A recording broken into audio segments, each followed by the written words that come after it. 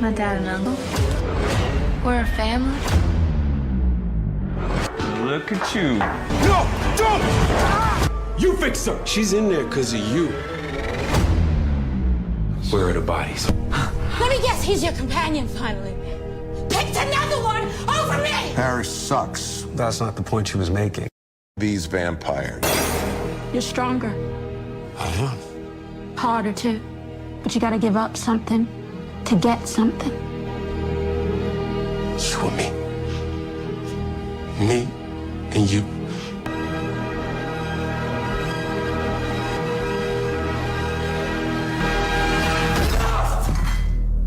Memories just keep bubbling up. I want this to remember.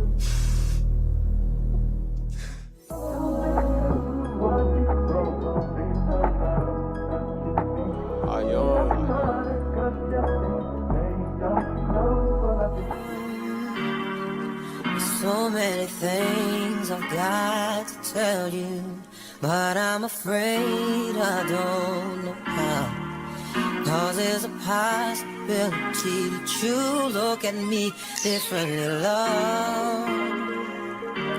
Ever since the first moment I spoke your name, from then on I knew that by you being in my life, things were destined to change. 'Cause love, so many people use your name in vain. Love, those who have faith in you sometimes go astray. Love, through all the ups and downs, the joys and hurts. Love, for better or worse, I still will choose you first. Oh, oh, oh, oh.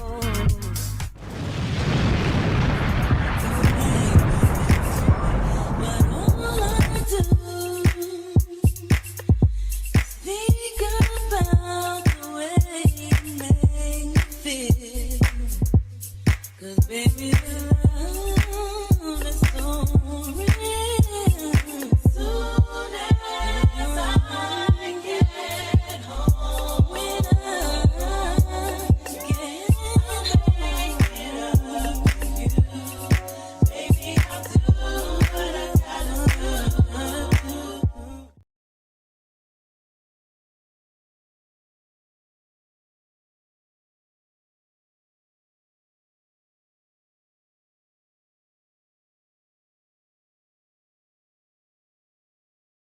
My dad and uncle. We're a family. Look at you. No! Don't! You fix her! She's in there because of you. Where are the bodies? Let me guess, he's your companion finally. Picked another one over me! Paris sucks. That's not the point she was making. These vampires. You're stronger. I am. Harder, too.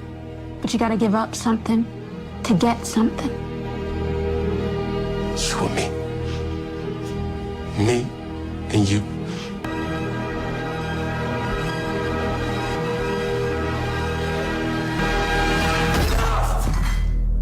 Memories just keep bubbling up. I want this to remember.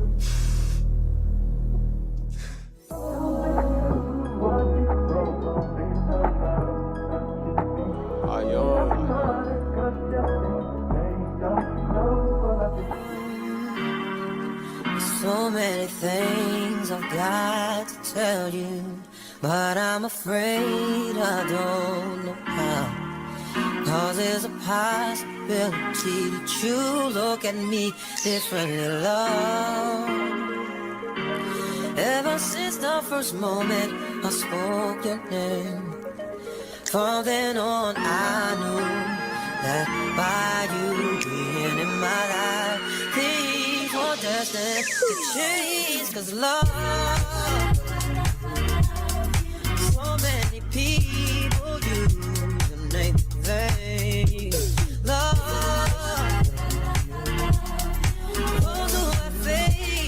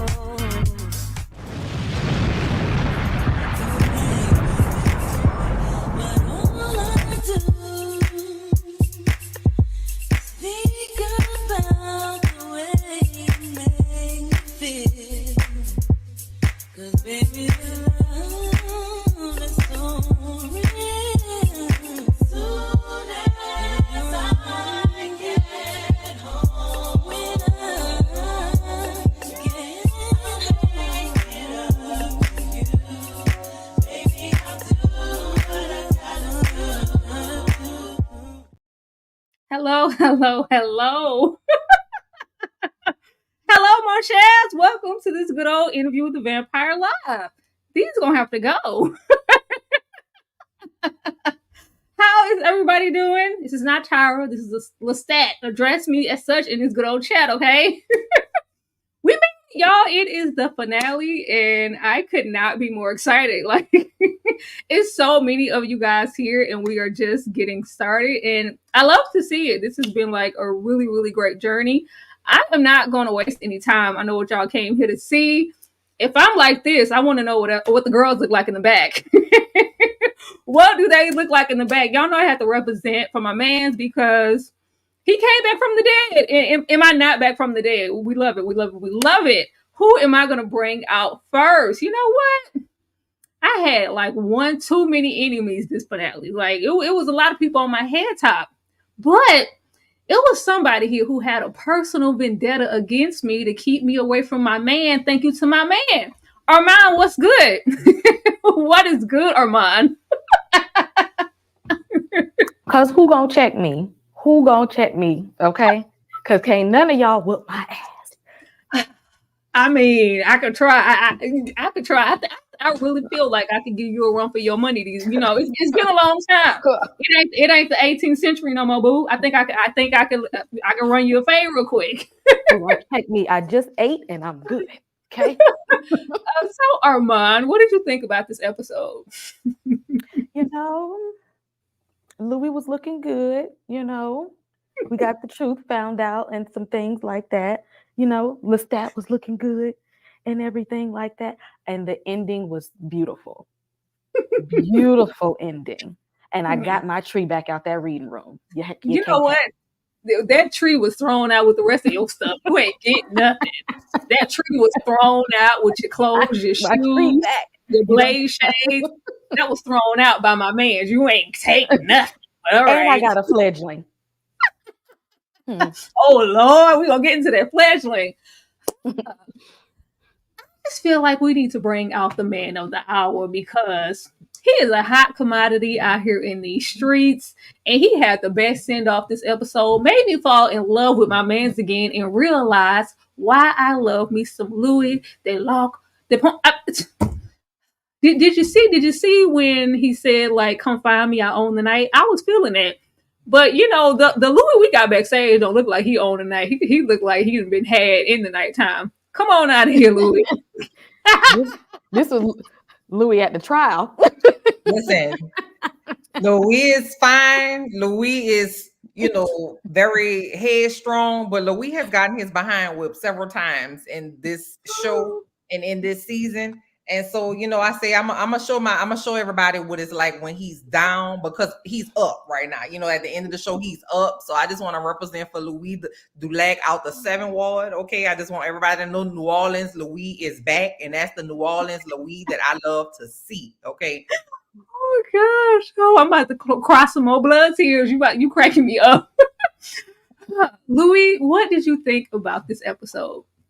This episode was perfect. I only have one note, and I'm sure that we all have the same note about this episode, and we'll get to it because I know you're going to talk about it. I know we will talk about it, but I think this episode was as close to perfect TV as we could possibly get. If the actors in this show are not awarded some kind of medal, certificate, trophy, ribbon prize or something, I'm going to be upset because the performances in this show did not quit, and I loved it. I'm sad I'm probably not gonna get another season till the next Olympics, baby, but it's okay. I'm gonna be waiting. Not the next Olympics. This next person I'm gonna bring out, they got some splaining to do. They went out a whole lot quicker than I thought they would. It was real like, they gone already? But they made their appearance really, really known, and they let us know that we won't even let you rest in peace when you are ash down. We ain't desecrating your ass. It's just terrible. Have my girl Claudia going out in the worst way because we wanted to season us, use us for popcorn and eyeshadow and lube. It was too much. Santiago, why? Because I wanted to.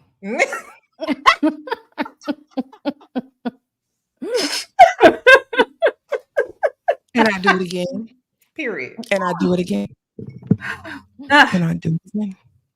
We know. We absolutely know. Stancy, what did you think about this episode?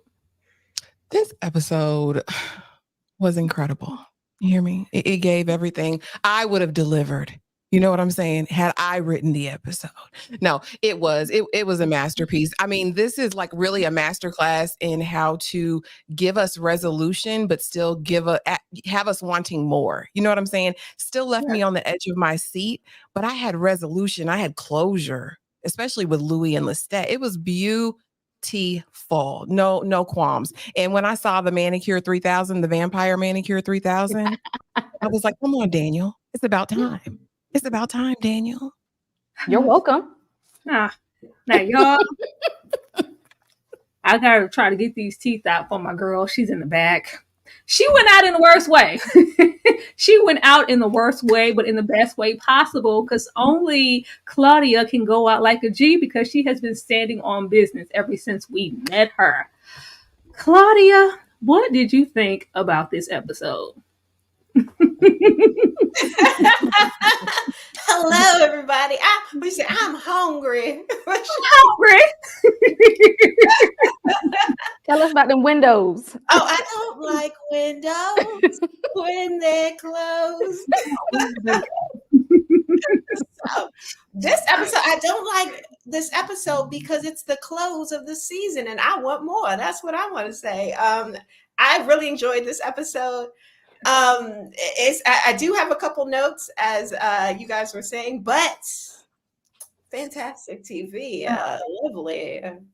I can't wait to do y'all notes because I loved every single part of this freaking episode. This was definitely my favorite, and I feel like everything we mentioned last episode that we wanted to see, that we wanted to get, I think everybody got exactly what they wanted, and I loved it. Y'all already know how this goes. Chat. This is the last time we get to be here for quite some time, so I need y'all to go up in the worst way. Engage heavier than you ever have. Hit that like button. Send every super chat so we can see every single comment that you ever wanted to say, or just period what you thought about this episode. Per usual, we are cooking with all types of gasoline because there is exactly 250 people here in this live, and we are just getting started.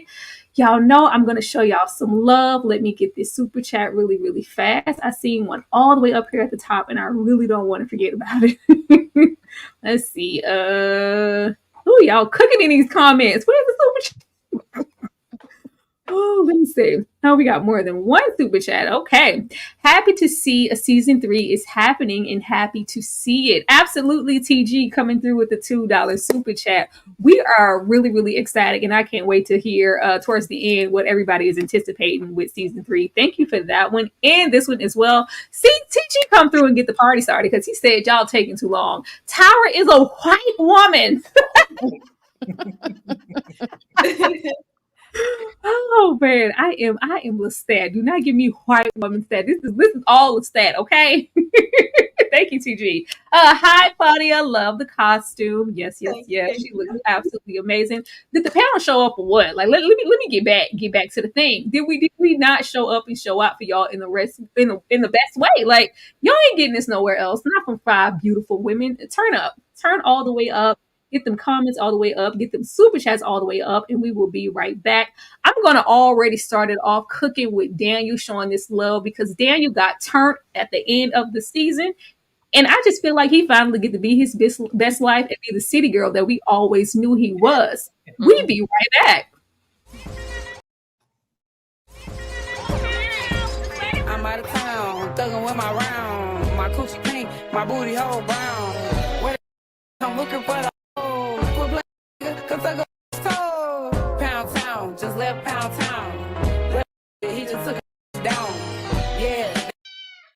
gone. Yeah, they eat me out.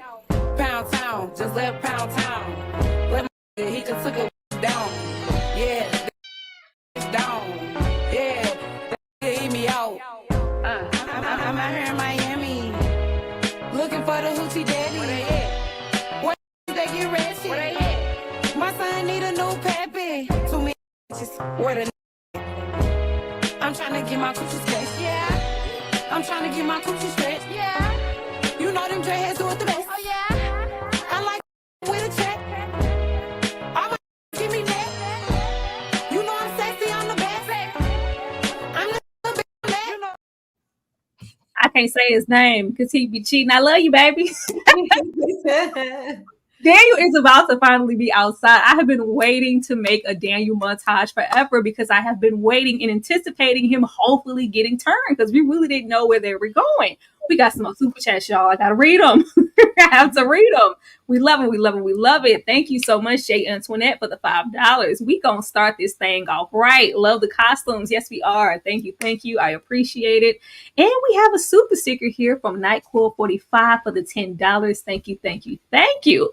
Y'all ready to get started or what? Cause man, we got so much to talk about. So freaking much to talk about. Let's see, let me put this back here since we want to have technical situations all the way at the end. Ain't nobody asked for that. We trying to be great. We are trying to be great. But starting off here, y'all, like, we get into the pain that Louie is going through. This felt so painful. We saw a lot, but we heard a lot.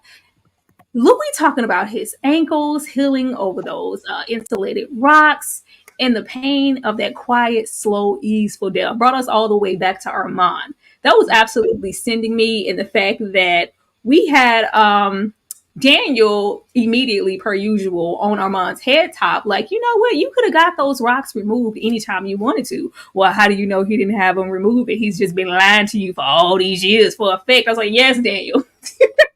Absolutely, yes, Daniel. But Santi, I am gonna come to you first. Like, what did this do to you to hear him pretty much in here screaming out in agony and also kind of reflecting on his life, pretty much passing before his eyes? And it's just like, if I had done anything different, would I have a different outcome? But you know what? It really doesn't matter because Claudia is dead. You muted, Ashley. I'll be running my mouth. But no, it all came down to that at the end of the day. And I don't think it was just Claudia, but I think it was a reminder of everything that he had lost when he turned. You know what I'm saying? So going back when I was 7 years old, if I hadn't taken that candy from the barber, if I would have wore a different suit, would it have changed the outcome? And I've said it before, I'll definitely say it again. We can all relate to that. At some point in our life, if I would have made the left instead of the right, would that affect or change, my current position or what happened as a result of that thing? So, I mean, I think it was brilliant. I think it helped us to truly empathize with Louie in that moment and what he was going through. And really in this moment, not only I think was the rage building, right? Because my baby, my sister, my whatever is gone. But also I gotta take some ownership at some point. You know what I mean? I gotta think about how my actions played up to this part. So I loved it. I loved it. The screams were torturous and heartbreaking. It gave. Claudia. Can y'all see why my baby was losing his mind, y'all? He was hurt. He'd been through so much. Look at Louie on the panel, just beat up. It's like he's had to go through so many beatings, so many, just so much mental and physical abuse that the fact that he was even able to drag himself out of that state by current times is amazing. He's a little bit of a drama queen. He took them rocks out his ankles long ago, but he got to make Armand pay. He got to make him feel a little guilty still. I'm here for it. But as you know, I very much love Louie till the end. So I just, he can do no wrong in my eyes. Seven Ward, Louie, how did you feel about this? Louie out the 7 Ward. So I just feel like the screams during this first scene is what did it for me. Like that was really, he sounded like he was actually being tortured, like he was actually in pain. And I feel like if Louis could scream like that when he was with Armand being suffocated by that beige pillow, he probably would. But he had to be, you know, very, you know, Armand are very refined, so he couldn't do that. But I think it just was really, you know, I mean, it makes sense. You would be contemplative if you stuck in a crypt, you know, swallowing rocks, and you know, it makes sense that you would be. But I really enjoyed also seeing like what you have on the screen, flashbacks to season 1, you know, and where we've come from and all the things that he's experienced, whether they were true or not, because they've been lying to us. Everybody been lying to us since the show started, so we don't know if those things actually happened. But it was really good to see all the things that we, Louis and us, have been through since season 1, and hearing his pain and agony, it was very touching. I was just I probably should have known, because I was a wreck the whole episode. So starting off with him being screaming in agony, I should have known. So I love that scene though. Armand, how did you feel about pretty much Louis accepting that this is the end and I'm about to die in here?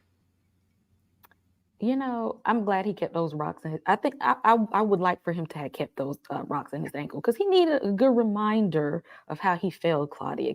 Keep the rocks in your ankle. Louis, you wasn't even in there that long, okay? You wasn't even in there as long as you wanted us to think you was in there. I mean, don't nobody, but you knew you wasn't gonna die in there, okay? You was just being the drama queen. Louis, you knew somebody was gonna come and save you. It was Lestat there, it was Armand there. He knew good and hell well he wasn't finna die up under them rocks, okay? He was, the whole time he was in it. That's why he had a plan when he came out. He knew he was gonna get rescued. And really felt like Louis was like accepting death, accepting fate. Like, not only am I gonna die in here, but this is what I maybe deserve. And since Claudia's gone, there's no reason to even be on Earth no more. I thought it was acceptance. I didn't think he knew who at this point, who did he think was going to roll up and save the kid? I mean, he knew somebody was going to save him. He may have wanted to die after what happened to Claudia, but he knew he wasn't going to. He just welcomed it if it was going to happen, but he knew he was going to get rescued. Y'all, Armand has been demoted, because you know all things point to Armand. You know, where were you, and how and when were you plotting Louis' escape? And it's just, you know, hey, I was waiting, finessing for that right moment, because you know Santiago in the coven had their eyes on me. I'm demoted. I'm doing all the grunt work. Like, it's just I'm a shell of my former self. He's the Claudia in this piece, and we just don't know. This was always going to be like. Even like from the start, it felt fishy. Him getting Louis out of there was really easy. You know, I just happened to get it done when absolutely no one was looking. Santiago, how did you feel when you saw Armand in his demoted state of just doing all the nasty work that nobody wanted to do? He's no longer the leader of the coven. Nah, he made it up, and he showed his tail even when he was recounting the story, when he said, yeah, he thought I was dejected, and so I played it up. That's what you've been doing this whole time, Armand, because vampires don't eat. So what kind of drool are you feeding this half undead person? Like, quit playing with us, Armand. Quit it. Oh, let me sweep up. I gotta feed the rats. I gotta sweep up. I'm pulling the bodies after they come off the stage. You're a liar, and the truth ain't in you. I don't even know if that was your blood that woke up Louis, to be quite honest with you. You a lie. Oh, a liar. Armand, how did you feel about Armand? I mean, y'all don't understand how plays and stuff work. Like, he got to tell the story. Like, y'all was really bad. Y'all was in it. Y'all was like, this is a good trial. This play was good. Santiago, we was like, you know, he was, you know, trying to, you know, direct it so that everybody would know it was me. Okay, y'all can't get mad because he was Spike Lee in this thing. Okay, everybody was on board with this trial and it was believable. Okay, y'all should respect his art, if anything. Oh, I see what good trial. I see what kind of timing you on, Armand. Claudia, fix it. This is interesting because I wonder if this is how he justified in his own mind taking credit for what someone else is doing. someone else did. He's like, okay, yeah, maybe I didn't save him at the theater, but I saved him by giving him some blood. So I did save him, right? Maybe is that how he, rectifies it in his mind? I wonder. A win is a win. Yeah, right. He did do something, right? Even though we can't give him all the credit, he did do a little something, I guess. But yeah, it's. I'm trying to stick up for him a little bit, but for real, he's not good. He's no good. And the way he kept this lie for years, how he just keep it up, their whole relationship, high key, just I kind of using that as a way to keep Louie around, because in the 70s he said, "Have I not repented enough?" and as if he's the one who saved this man. Like, come on now. Well, I was thinking like, okay, well, if the coven did feel like he was the one that did the mind control and got them to say banishment, was he really demoted? Louie? If Armand is breathing, baby, he is lying. Okay. So if he told you something, just assume the opposite of that actually happened. So I have not stopped watching the episode since it came out. Like, I can't stop watching it. It's like an easy, quick watch for me, right? So I watched it again and see that scene where he was feeding the man the gruel or whatever. That's what did it for me. Because why? That makes zero sense. They went to a restaurant with people eating at the restaurant and they didn't eat. You mean to tell me vampires have spoons and bowls at the ready? Why would they need that? They don't have that. That is a lie. You got to paint the picture. You got to paint. I got to take you there. No, let me take you there. Because what you taking me there for? I ain't asked you over there. That's the thing about it. No, he is lying. He never. I don't know if he did it. I don't know if he gave Louie the blood. Seemed like if you gave him the blood and it dripped down into the rocks, wouldn't Armand have been close by? Because it just dripped down and Louie was like, hell yeah. And he popped up all the stuff. Wouldn't Armand have been like in the corner or something, like hiding around? Wouldn't he have seen him? He lying. Armand is a lie, and it pisses me off. I was really rooting for him, and he just looks so good, and that's how they be. They just be lying because they look good. But, right. But we do get our mans out. We do give him the blood and get him out of there with the quickness. Then we get into Louie's madness, revenge, and rage. It really took me back here, the we are nothing. And when we had Miss Ma'am here throw herself in that fire, the madness and the rage was giving all of that. I felt like it was a full circle moment for me. Louie's in this big plan and all these warnings. But when we get back to her, I cannot remember her name. It started with a D. Daciana. I love her. She was, had been through some things and had experienced so much, lost so much of this coven, and it just felt like through all of this suffering and loss, she just felt like there was nothing to live for and we are nothing, and threw herself in there. This madness, murderous, planning rampage, Louie talking to himself and just pretty much throwing Armand the furthest from his mind as possible. It was really giving Daciano for me. Armand, I'm gonna come to you first. How did you feel about the rage? I mean, it was warranted. It was that's what happened when vampires don't, when you try to starve them to death. So, I mean, you got to deal with the crazy, bloodthirsty part of them. It was warranted. It was warranted, and I'm glad they showed not just him, but the thought process and the preparation and the planning to let us we needed to be in the same mindset as Louie at the time. He had to take us there so that we could enjoy the full ride. So I'm glad that they kind of took us into his thoughts. I did too, because this is one of my least favorite portions of the movie when we have Louie come and get his revenge. It's so quick. He burns it down and he's gone immediately with Armand. So I love that we really got to revel in this moment. He talking to dead bodies talking him. Hot old mess. Santiago? I really enjoyed getting to actually see, his metaphor as far as his madness partnering with the rage and seeing what that looked like, right? Because they're sitting down and have a conversation. Yeah, we finna get it.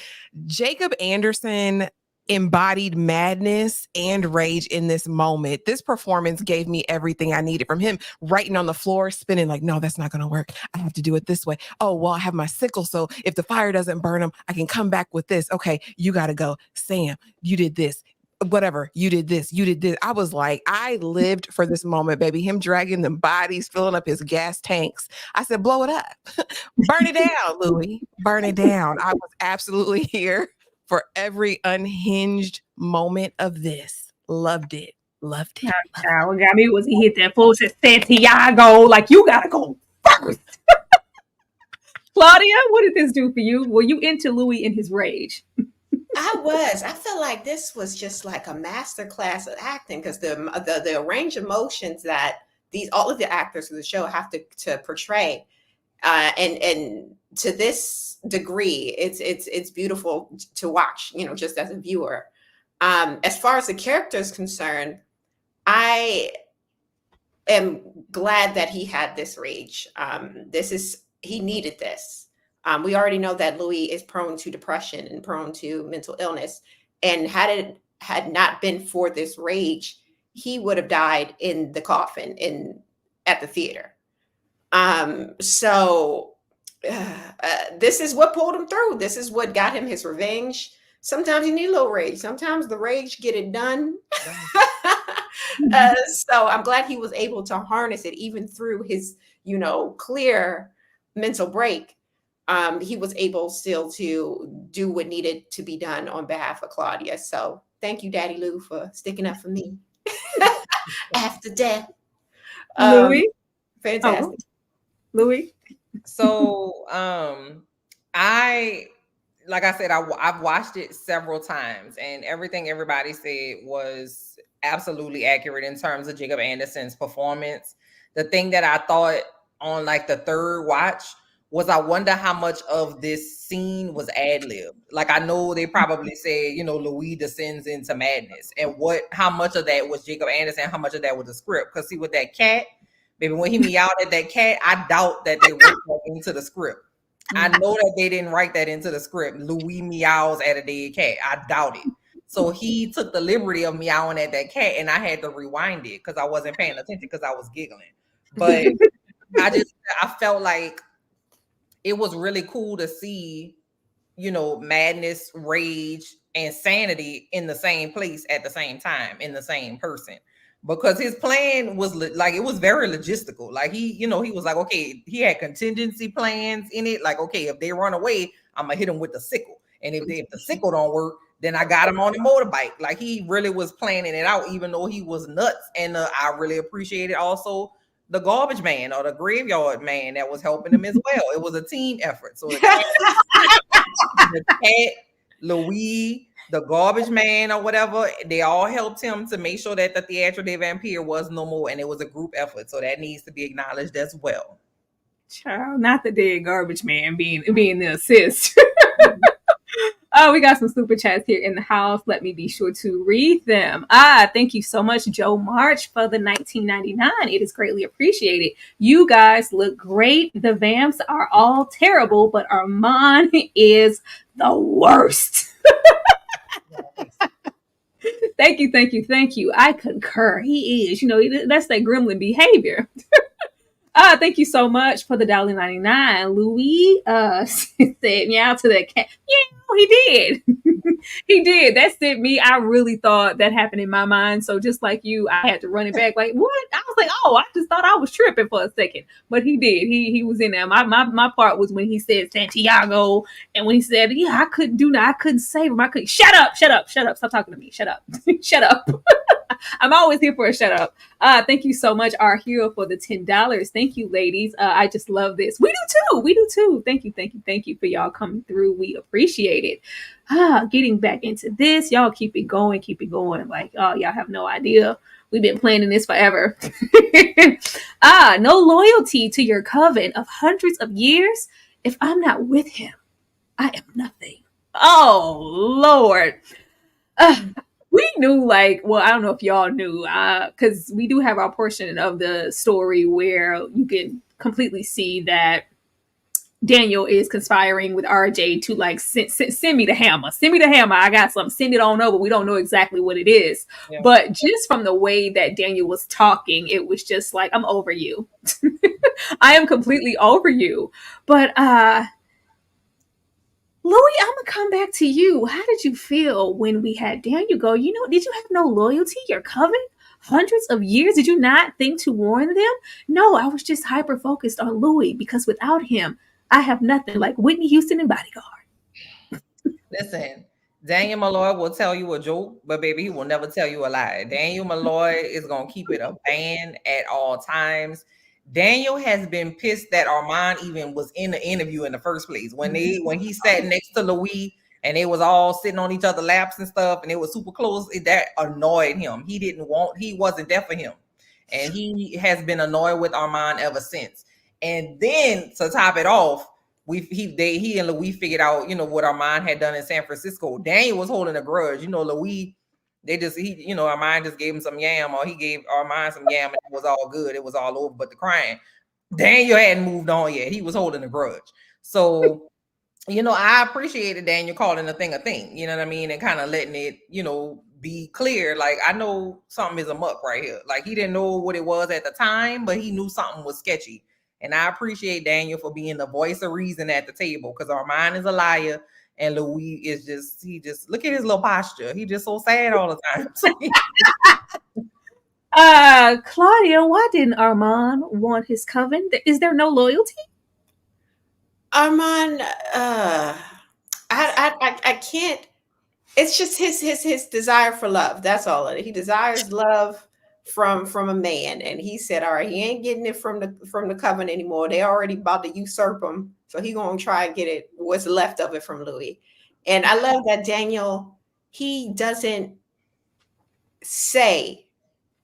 make you believe what he wants you to believe. He'll just throw it out there and wait for you to catch. He'll be like, oh, well, okay, what about this? Or, oh, I'm just want to know about this. And the way he presents the information and allows you to put the pieces together for yourself is brilliant. I love how he always does this. Just enough so you can get what he's trying to say, but not enough to get his, you know, wig split at the table. He got to toe the line, and I love it. He toe it close to the dangerous half of the line, but he toe the line. And yeah, I just love all the scenes with Daniel and Armand, because he really can't stand Armand. I don't know how to get this together. We had that split for less. I don't know how Daniel made it this far. Yeah. Armand, why you ain't warn your coven? You ain't by nothing, you gremlin. You couldn't warn them people that won't, you know, the coming was about to come. Why?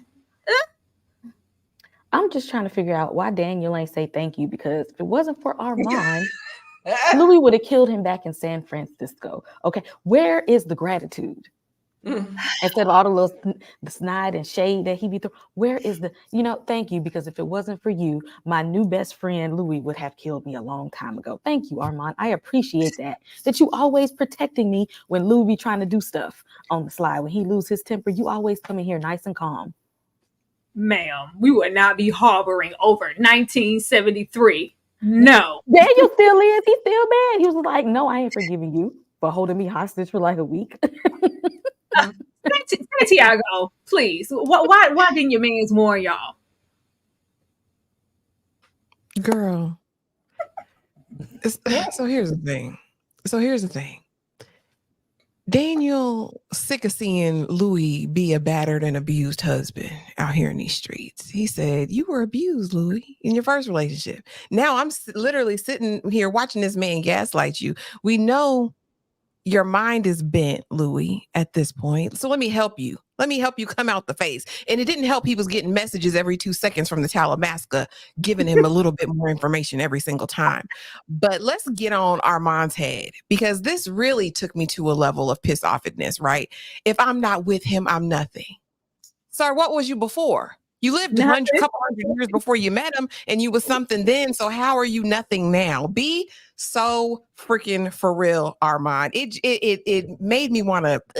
That's what it made me want to do, and talk about, yeah, as far as my coven, my feelings were complicated.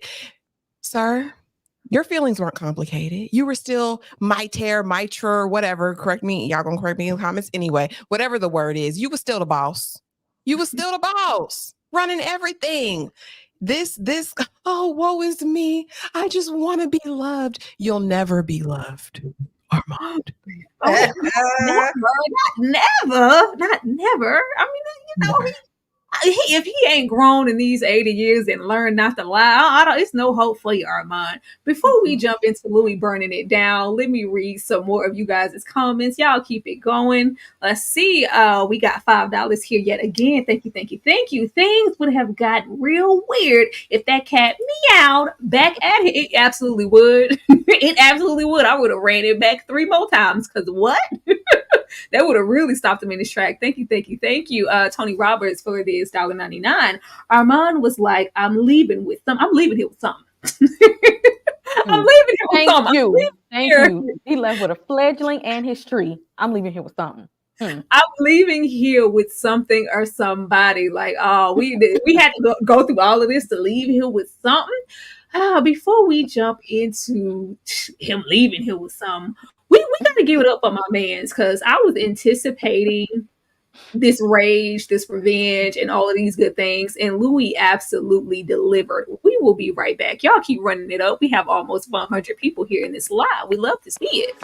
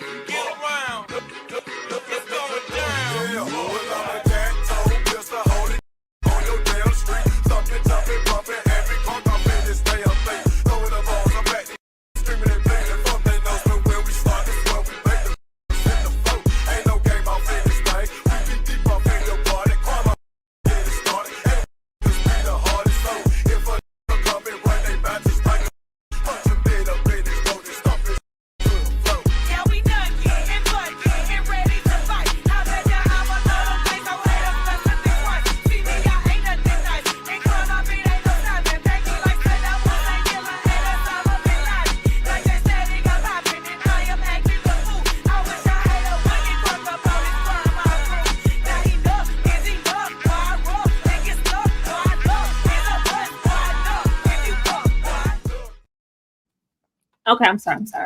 Burn it down. Burn it all down. We get into it being 13 against 1. This is, not some easy feat. Our man's had to prepare, and boy, did he not. We get into him taking back his whole, first of all, the tweetly deedly dead on the mirror.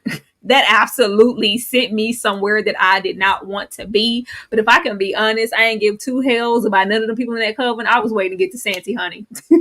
I was waiting to get to Santiago because I just knew it was about to be a showdown for the gods. Say that ish about Claudia to my face. 6 by fire, 2 by blade, 2 by combination, and 4 got away.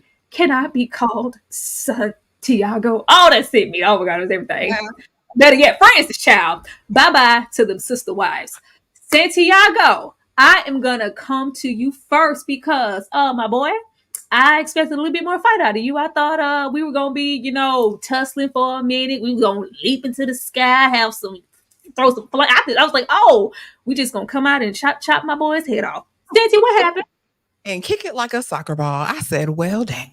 Is it kickball? Is it dodgeball? What are we playing, Louie? But I will make this observation because when I watched the episode the first time, I said this felt like 3 different experiences. This felt like 3 different movies, very distinct. And this is the one that I think I love the most because it definitely gave 1940s noir vibes. The narration, the music, it made me feel like I was watching Bogey. I mean, like a psychopathic Bogey who's out to kill everyone in the universe. But it gave all the things that I needed. The little tete-a-tete between Santi, aka Santiago, aka Francis, and Louie. I live for the moments. Do you hear me? Because one thing about Santiago, he ain't gonna go down without saying something. He ran his mouth like only a true ish talker can.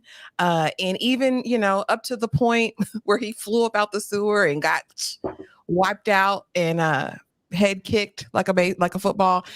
He gave the conversation we needed. I will say it was low down and dirty to talk about using that baby's ashes as eyeshadow and popcorn, and how he pleasured himself.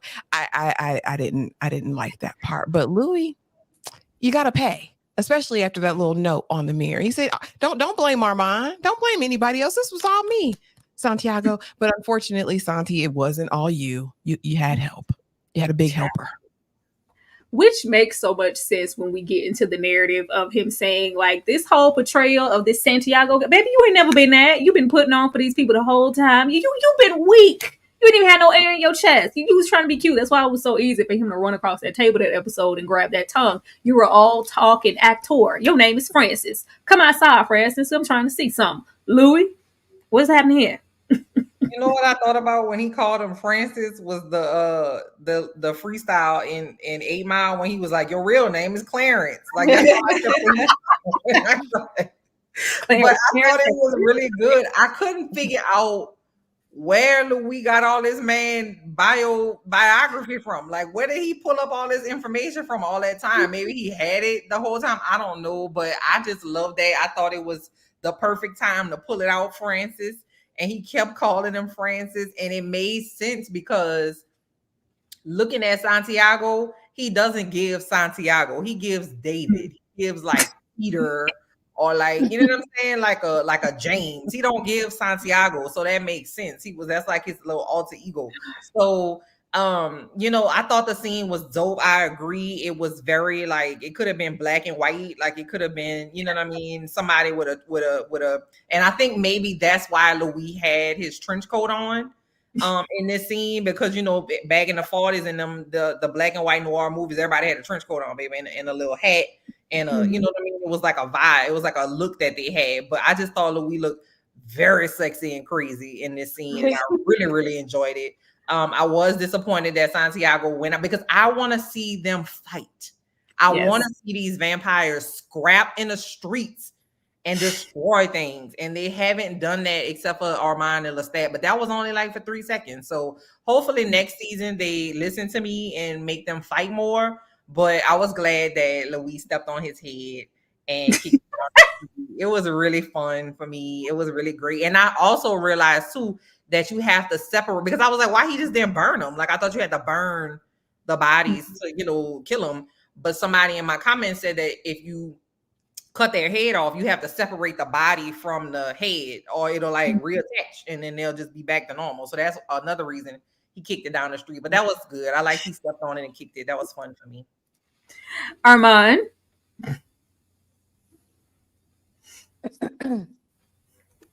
I love this whole scene. I think I watched this several times. I had to keep rewinding it back because Louie was a real G in this one. He was a real G. And I like the little nod that he was mocking Santiago's voice like Santiago did him in the restaurant, where he was like, I can copy your accent. And Louie said, oh, but I got your accent and I got your maker's accent. Your name is Francis. Come to me, Francis, because I got something for you. And he did. And I loved it. I actually wish it was more low, slow, because he deserved a gruesome death. But he got him though. We got him. Oh, and I forgot to mention, y'all, he did talk about his micropene as well. And that was really balls that big. It just make it look small. You know what I'm saying? I got them cojones, okay? Claudia, what's up with the eyeshadow, popcorn, and lubricant? How low can you be? Damn, what did Claudia do that was that bad? Jesus. I knew Santi's little peen was small when old girl was giving him top in the back of the theater, and she wasn't even breaking a sweat. It was just like quick and bad. So I suspected, but it was confirmed with Louie in this episode. I do think it was rushed. So I wish it was drawn out a little longer. But at the same time, I feel like that maybe rang a little true to Santiago's character, because he isn't that great of a planner. I don't feel like he did try to put this coup together against Armand, but Armand knew the whole time. It's like everything that he's done pretty much has kind of been known to the people who were looking. So I feel like, okay, maybe he just acts on passion as opposed to really plotting things out in a meticulous way. But I loved Louie's overcoat too, because it did speak to that, noir kind of aspect, but it also served to make him look so gaunt and like malnourished, because he would have been after being starved and crazy. And look at him, it looked like he's about to fall off his shoulder in a sexy way, but it is making him look a little gaunt. And just shout out to the wardrobe department. They put it together. But yeah, this scene was a little rushed, but I still enjoyed it. It was. That up-tempo jazz was everything. I was like, all right, I don't know where we going, but I'll be happy when we get there, child. Mm-hmm. When we get to getting into jazz, that's us really getting into Louie being in Paris. He being his best fantasy. And his little beret child being an art dealer that never was. But bye, Francis. See, you were a very, very great villain while you lasted, but we knew you wasn't going to make it through the season. How long have you been lying to me? I said since day one. I yelled at the TV since day one. Going for Lestat next, and I'm never forgiving you, Armand. Now, this whole little sit down here, y'all know I love me some Louie, and I'll be rocking with him, but when he was doing his master plan and I'm killing everybody, I'm going for Armand, and I'm like, you ain't killing Armand and Lestat. Just pump your brakes. Pump your brakes. We already know that it's not going that far. But this scene sent me, I was giggling so much at Armand, because he was just like, you know what? Why didn't you think to team up with me? Warn me. Why? Because, I had my coven of, all these years, and I just had no guarantee that your love could last me that long. How did I know you weren't going to leave me? Huh? I didn't know that, so I chose my coven. Louie, what's up with this?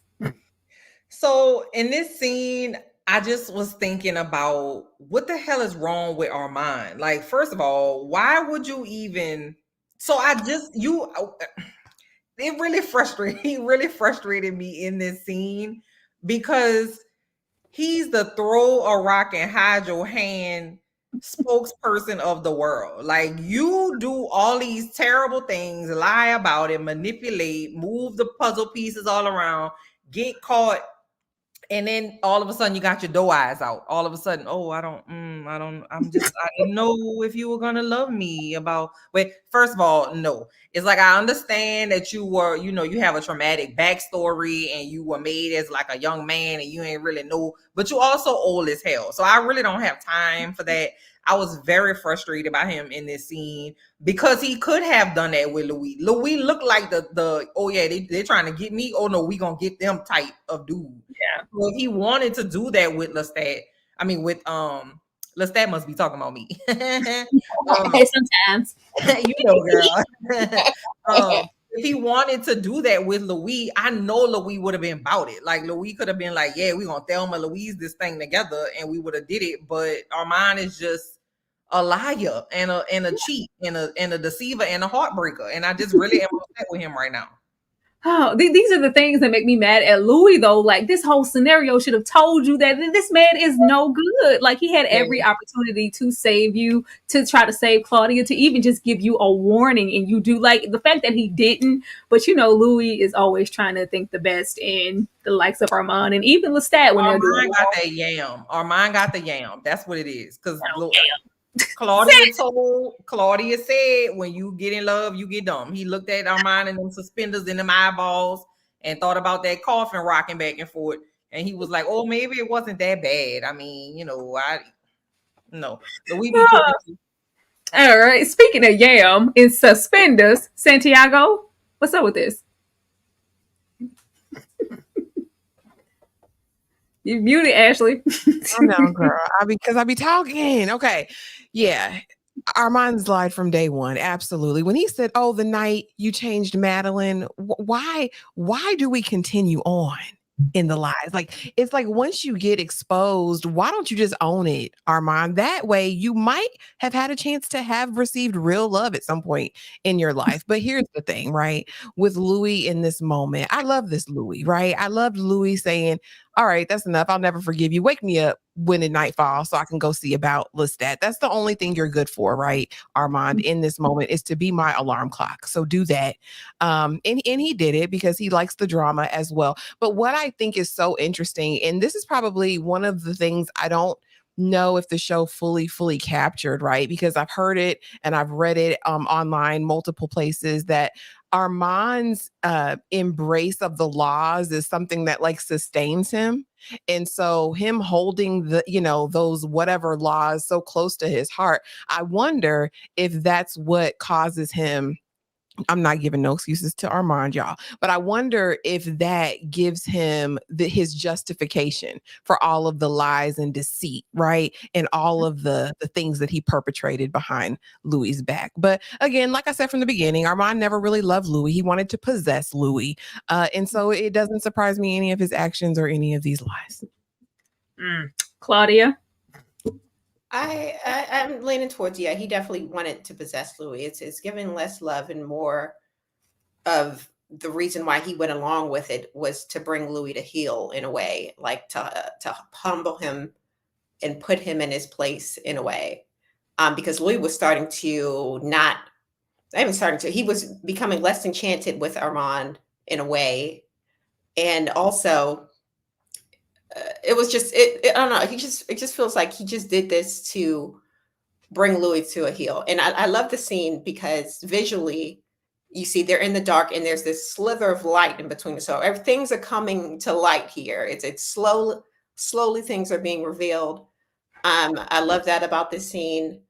And I just don't understand why Armand would do this, given that Louie was kind of earlier in the season, we saw that he was down to help him plot to give Santiago that fake little bit of slack on his leash, saying, yeah, let him feel like he's in charge and yada, yada, yada. He was plotting with him, but then something happened and he said, no, let me humble this man, Louie, here. But either way, I'm tired of Armand. Like he can kick rocks, them rocks that's in Louie's ankles. Armand, how does it feel to see your plan working in motion? I mean, why you got to give up all your secrets and stuff? Of course, he gonna keep the lie. We knew he was lying since he came up to Louie in the park talking about, "I will never harm you." Okay, that was the first lie because this was a whole lot of harm. So we knew he was lying all through there. But you can't see when you start when you admit to stuff, then people be like, "Oh, so you really that powerful?" Okay, if we gonna beat Gizmo the Gremlin, I can't let everybody know what I'm capable of. So yes, I'm gonna bat my eyes and be like, I ain't even know they was gonna do all that. I tried my best to save you. Because why I gotta tell you all my ancient powers? Okay, No, people get bored. You live 500 years. He might have needed a little excitement. This was fun.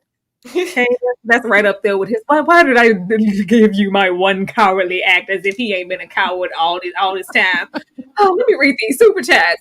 Thank you so much to the Angel 666 for the $4.99. Love the cosplay, ladies. Armand wanted Louise to burn down the theater to cover up his betrayal, but it comes back on him 80 years later. Absolutely, you can't hide over there with them doughy eyes and the suspenders for too long. Everything's going to eventually come to light.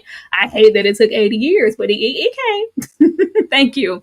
Hello, Hypergreen05. Thank you for the $5.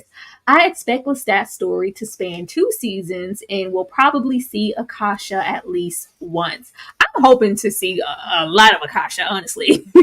I'm hoping because Akasha's story is really, really interesting and I would love to see her thing, brought to light and came into fruition. The same thing that we've been able to do with this show. We couldn't really accomplish a whole lot in the Queen of the Damn movie, so I think it'll be really interesting to breathe some life into her story. Like it's really amazing.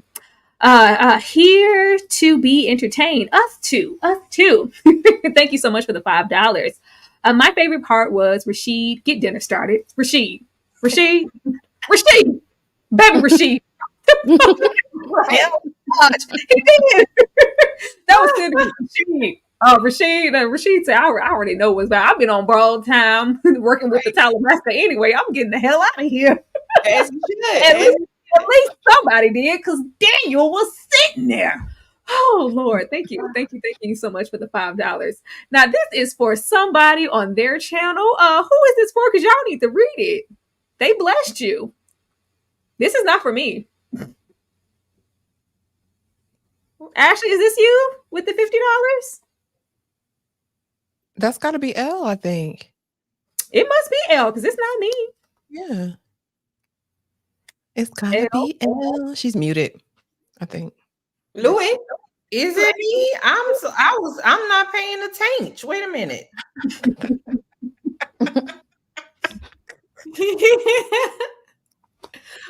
Oh, that is me.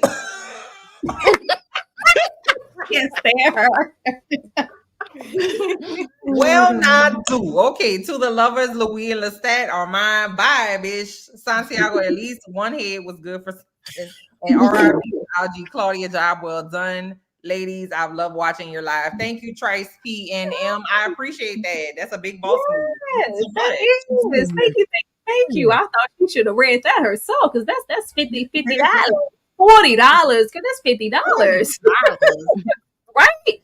Let me show y'all some love for that, for blessing us. Continue to do so. We have 425 people here in this live. Let's keep it going. Let's keep running it up. And we will definitely be right back. I saw somebody in the chat say that I need to play Armand's theme song, Kitty Cat. We will not be playing that because we ain't about the Kitty Cat no more. He is gone and he is single. I have a brand new tune for him. Like, why would we play that? Well, we need to play. Let's see, because I don't feel like he can complain about his kitty cat no more. He can't. Like you made your kitty cat unwanted, did you not? Very true. Very true. Poor kitty cat. Poor kitty cat. Brainwash somebody else, mind bend them, and getting, you know. That's right. That's right. Quiet. That's all right. We're gonna go ahead and just play this one, but we don't want to hear nothing else about your kitty cat ever again, Armand.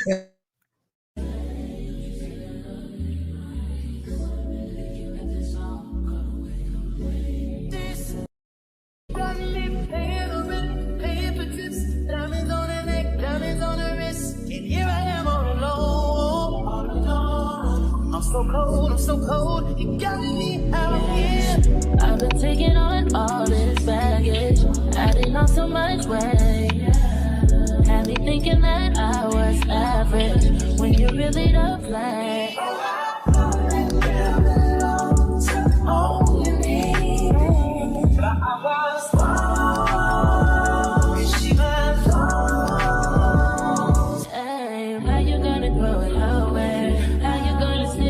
It was nothing, yeah. How you gonna grow it over? How you gonna make it so damn hard to explain? How you gonna grow it over and say I know that I was not the same, yeah. How you gonna grow it over? Acting like the same and nothing to you. Y'all keep them super chats coming. I got another song for Armand later because once we get slapped, that means we single. Or whatever happened, I really wanted to see them fisticuffs behind that wall. We just felt the impact. I wanted to see him get slung around a little bit because he deserved every single ounce of that. Thank y'all so much for showing us love. We really, really appreciate it. And keep liking and getting those comments up. We love all the growth here in the chat. This is amazing. This was my favorite scene here. Along with that, I'm gonna let the beautiful ending in that situation that we're gonna get to with Louie and Lestat. That stands alone. But I have been waiting forever for these three to get in a room together. A pale proxy of me. The whole situation here of, you know what, since we can't kill you because not only do I have Magnus blood in me, but I have Akasha's blood in me also. Child, when he said, you know, Magnus had a thing for those dirty blondes, he didn't chain me up like those. I was the exception. Matter of fact, there was some dirty blondes over there and some dirty blondes over there where the gremlin's standing. When he called Armand a gremlin, that absolutely sent me. But the fact that we stood here with a straight face, like, you know what, since we can't kill you, and I just hate what you did to Claudia, what you allowed, you came all this way and let that happen, your torment will be being alone. And also, I'm going to go off and live my best life with Armand, and you'll have some pale man in comparison to what Louie could ever be. It's like, we just really going to say, you know, we stand here, I'm going to be with him out of spite. Like, and it just all this episode, even though Armand pissed me off, rightfully so. There is a whole lot of like, how low of a self-esteem do you have to be okay with this? Like the way like you got chose out of spite. That is terrible. Santi, how did you feel about this scene? Because I loved it, and I felt sorry and for Amon like this much, because it's just like we felt those undertones. Like, okay, go ahead, be with him. Let's see how long it holds. No pity. I didn't feel sorry for Armand at all. Not ever. Not ever, especially hindsight being 2020. You know who I was proud of and I felt bad for because they played out my boy bad. I was hurt about Lestat. I mean, I was hurt for Lestat. My feelings was hurt for him. I mean, he down there pondering all his life's decisions, talking about I'm in, Magnus's lair. Yeah, he's like, yeah, those were the, what did he call them? Basically, those were the rejects, the ones that didn't work. And I'm the only proper progeny, right, of him. But yeah, no, I just felt bad for him. And Louie, this was such a city girl move. I hate to say it, but why are you doing this? This is your death, Lestat. I'm gonna be with Armand forever. Mwah, mwah, mwah. Armand, he just went along with it. Who wants to be second choice? Put on your big boy draws, Armand, and he should have walked away in that moment because really he don't want you. You're again, whoever said it before, the longest rebound in history, right? But yeah, Lestat gonna give him the business anyway, and he's like, I wonder how long this is gonna hold. And I wish Louie would have paid attention to that phrasing. Daniel did. Because when we come back present day, Daniel said, wonder what he meant by that. What kind of hold? So even in this moment, Armand has some sort of mind-binding spell on Louie. But yeah, and this was my other little qualm with it. They're little bitty fire in the hand. That wasn't scaring nobody. That wasn't scaring Lestat. He said, I got Magnus blood. I got Akasha's blood, baby. There ain't nothing you can do to me down here in this lair. So go on, ease on down the road, and I'll see you again, Louie. No, I felt sorry for Armand for like 2 seconds. Then, of course, I snapped back into reality. Not only did you come here to be with my man, but you came here with the hopes of, I hope he don't out me. I hope he don't say that he saved me instead of like this could mess up my whole situation. It was just absolutely terrible. But I'm always here for Lestat standing on business. It was giving my favorite scene from Titanic. I hope you two enjoy your time together. Like, go on, bye. Bye. Even though we know he's hurting and breaking down on the inside. Like, okay, well, let's see how long it holds. Armand, what's up with this? It's your weak self. It held for about 80 years, didn't it?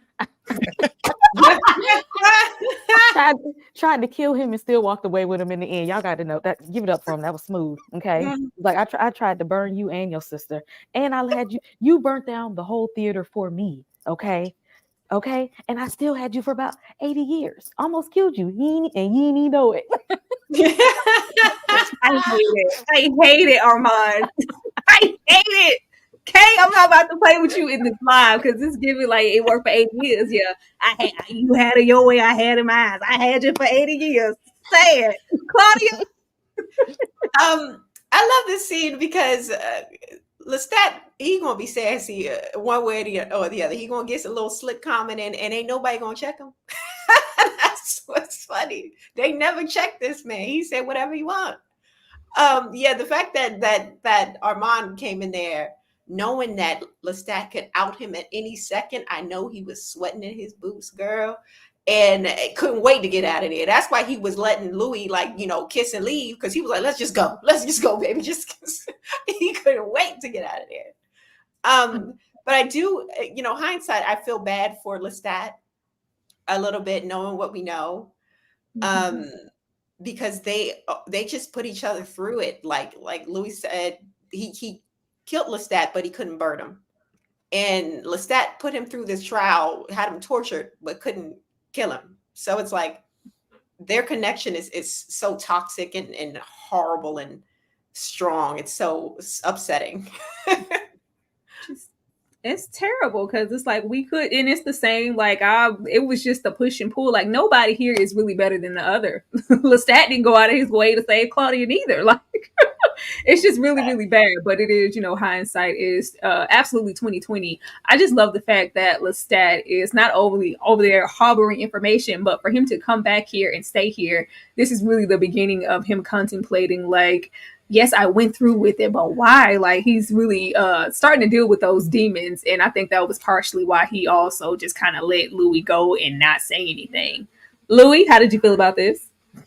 So, I told you I watched it several times. The first time I didn't pay a word of attention because 1, 2, 3 of them was looking so good, baby. I was waiting for them to all be together in reality and not like they were all together in that dungeon. And look at them. They were looking so good. And like, even though, now we understand, because I was like, why is Lestat crouching down on the ground like that? I know he's upset about Claudia, but I wouldn't.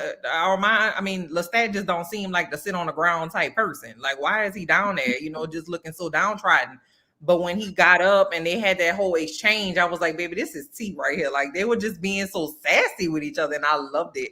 But I didn't feel sorry for Armand. Even though we didn't know all the things as of yet, I didn't feel sorry for him because he's had decades to get his shit together and to help his self-esteem and to make better choices, and he's chosen to do the same raggedy stuff that he's always done since the 1500s or whatever. So he deserved whatever he got. He just was looking so good I didn't pay attention the first couple times, but I also can't wait to see and learn more about Magnus, because that's like the second or third time that we've heard that name, and to see baby Lestat. And when he said Akasha, baby, he put respect on that name. He said it with the syllables, Akasha's blood in me. I was like, oh, okay. If I didn't know who Akasha was, I would know that she was somebody. By the way he said her name. So I can't wait to see that. That's Akasha. That's Mama Yuda. She's impervious to a whole lot. It take a whole. If he has Akasha's blood, and the equivalent of taking Lestat down is taking Akasha down, we're in trouble. We are absolutely in trouble. I cannot even move on to that next slide, y'all. We have some more super chats in the house. We have $2. Thank you, thank you, thank you. Who will they cast as Akasha? Tiana Taylor, I hope. I love Tiana Taylor. She's beautiful. I love her abs. She's a down performer. Actor, no. I don't want to see that, but thank you so much for the $2. Anybody else? Well, that's just me. Is anybody here for Tiana as Akasha? Her acting wouldn't do well with the cast. They're so good at acting that it would make her acting look worse, given that she's not as established as they are. Anybody else? I don't know. What would be old girl? I know we saw Aaliyah as Akasha, and she was young, right? But is Akasha a young woman? Because if she's not, if she got a little seasoning on her, I would love to see, DeWanda Wise. I need to see her in something. Ooh, that'd be good. Like, I need to see her in something like of another world. You know what I mean? Because she's otherworldly. I would love to see her in something like this. If it's not like a 19-year-old person, you know what I'm saying? So I love DeWanda Wise. I want to see her more. I don't know where she's at and why she's not in everything. Me too. I loved her for a minute. I will go watch She's Gotta Have It more than I should, just because she's there in full capacity. Yeah. Thank you so much for the $2. Tiana would be interesting, but I just don't think the acting is there. Thank you. She looked good though. Them abs will be abbing. Right. Let's see. Thank you so much, Hyper Green, for another $5. I hope Akasha is played by Kat Graham, because they did my girl wrong in Vampire Diaries. Kat perfectly pick up where Aaliyah left off. Oh, okay. I think I know who that. I didn't watch Vampire Diaries, but I do believe I know exactly who that is. I don't know. Could any of you guys see that? Bonnie? Yeah. I think I like the look. I don't know. I haven't watched her act in a while, so I want to see where she's at with that. But visually, I think she could pull it off. Anybody else? Old girl from Sabrina. I don't know. I never watched Vampire Diaries. I'm sorry. Was somebody talking? Oh yeah, old girl from Sabrina. That would be my vote for Akasha. She's been good in Sabrina, and she was in the last season of You. I think she would be good in that role. Oh, the girl with the Santiago hair. Yeah. Okay. What were you saying, Elle? I was just saying I hadn't seen Vampire Diaries, but I've seen Kat Graham, and she just looks so sweet. Like I don't want, you know what I mean? She's just so sweet in the face. I want somebody that is Striking. like, yeah. Like I cut you. Thank you. Tony Roberts for the $1.99. He wasn't a beige pillow that day. Forever a beige pillow. Beige, vanilla, big comfy couch, no color, beige apartment, beige Persian rug. It's every day, Tony Roberts. You know, he's not beige in his plotting and planning and all the manipulating stuff he does. But as far as personality, it can get a little beige. I'm sorry, Armand. We love you though. Thank you. Thank you, Tisha White for the $5. Lestat said, I am number one. I will never be number two. It won't. It's not. I hope you two enjoy your time together. Go off. You don't even know who you're living with. Go. Bye. Have fun. You'll be back. Now, the state I'm going to be in until you return, that's something different. But you'll be back. Oh, once again, this is not for me. This is a super sticker. This is a $50 super sticker. Is this, who's this? Santi? Louie? Who's this?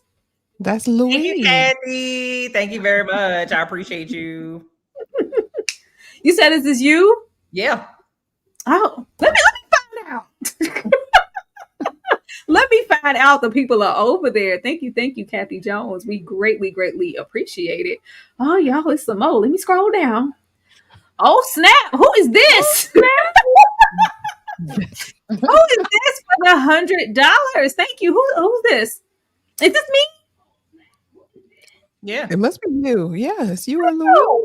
Thank you so much, Kiwi23. I appreciate the $100.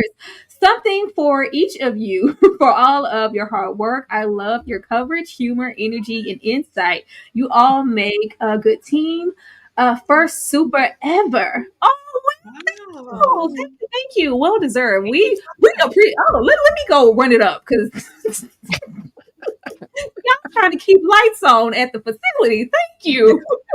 At Struggle Headquarters. Thank you so much. Let me show y'all some love because we are about to go all the way off into Armand being a gremlin and getting beat up and being a single man out here in these streets. We will be right back.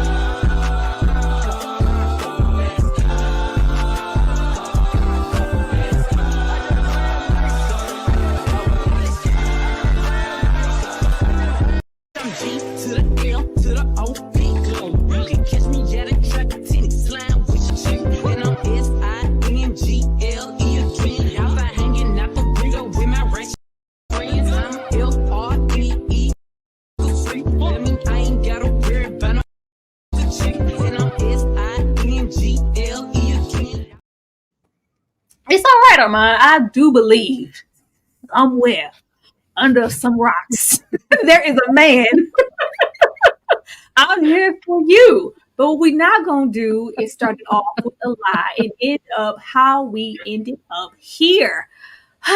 Child Daniel said, not on my watch when he slammed that hand down on that table.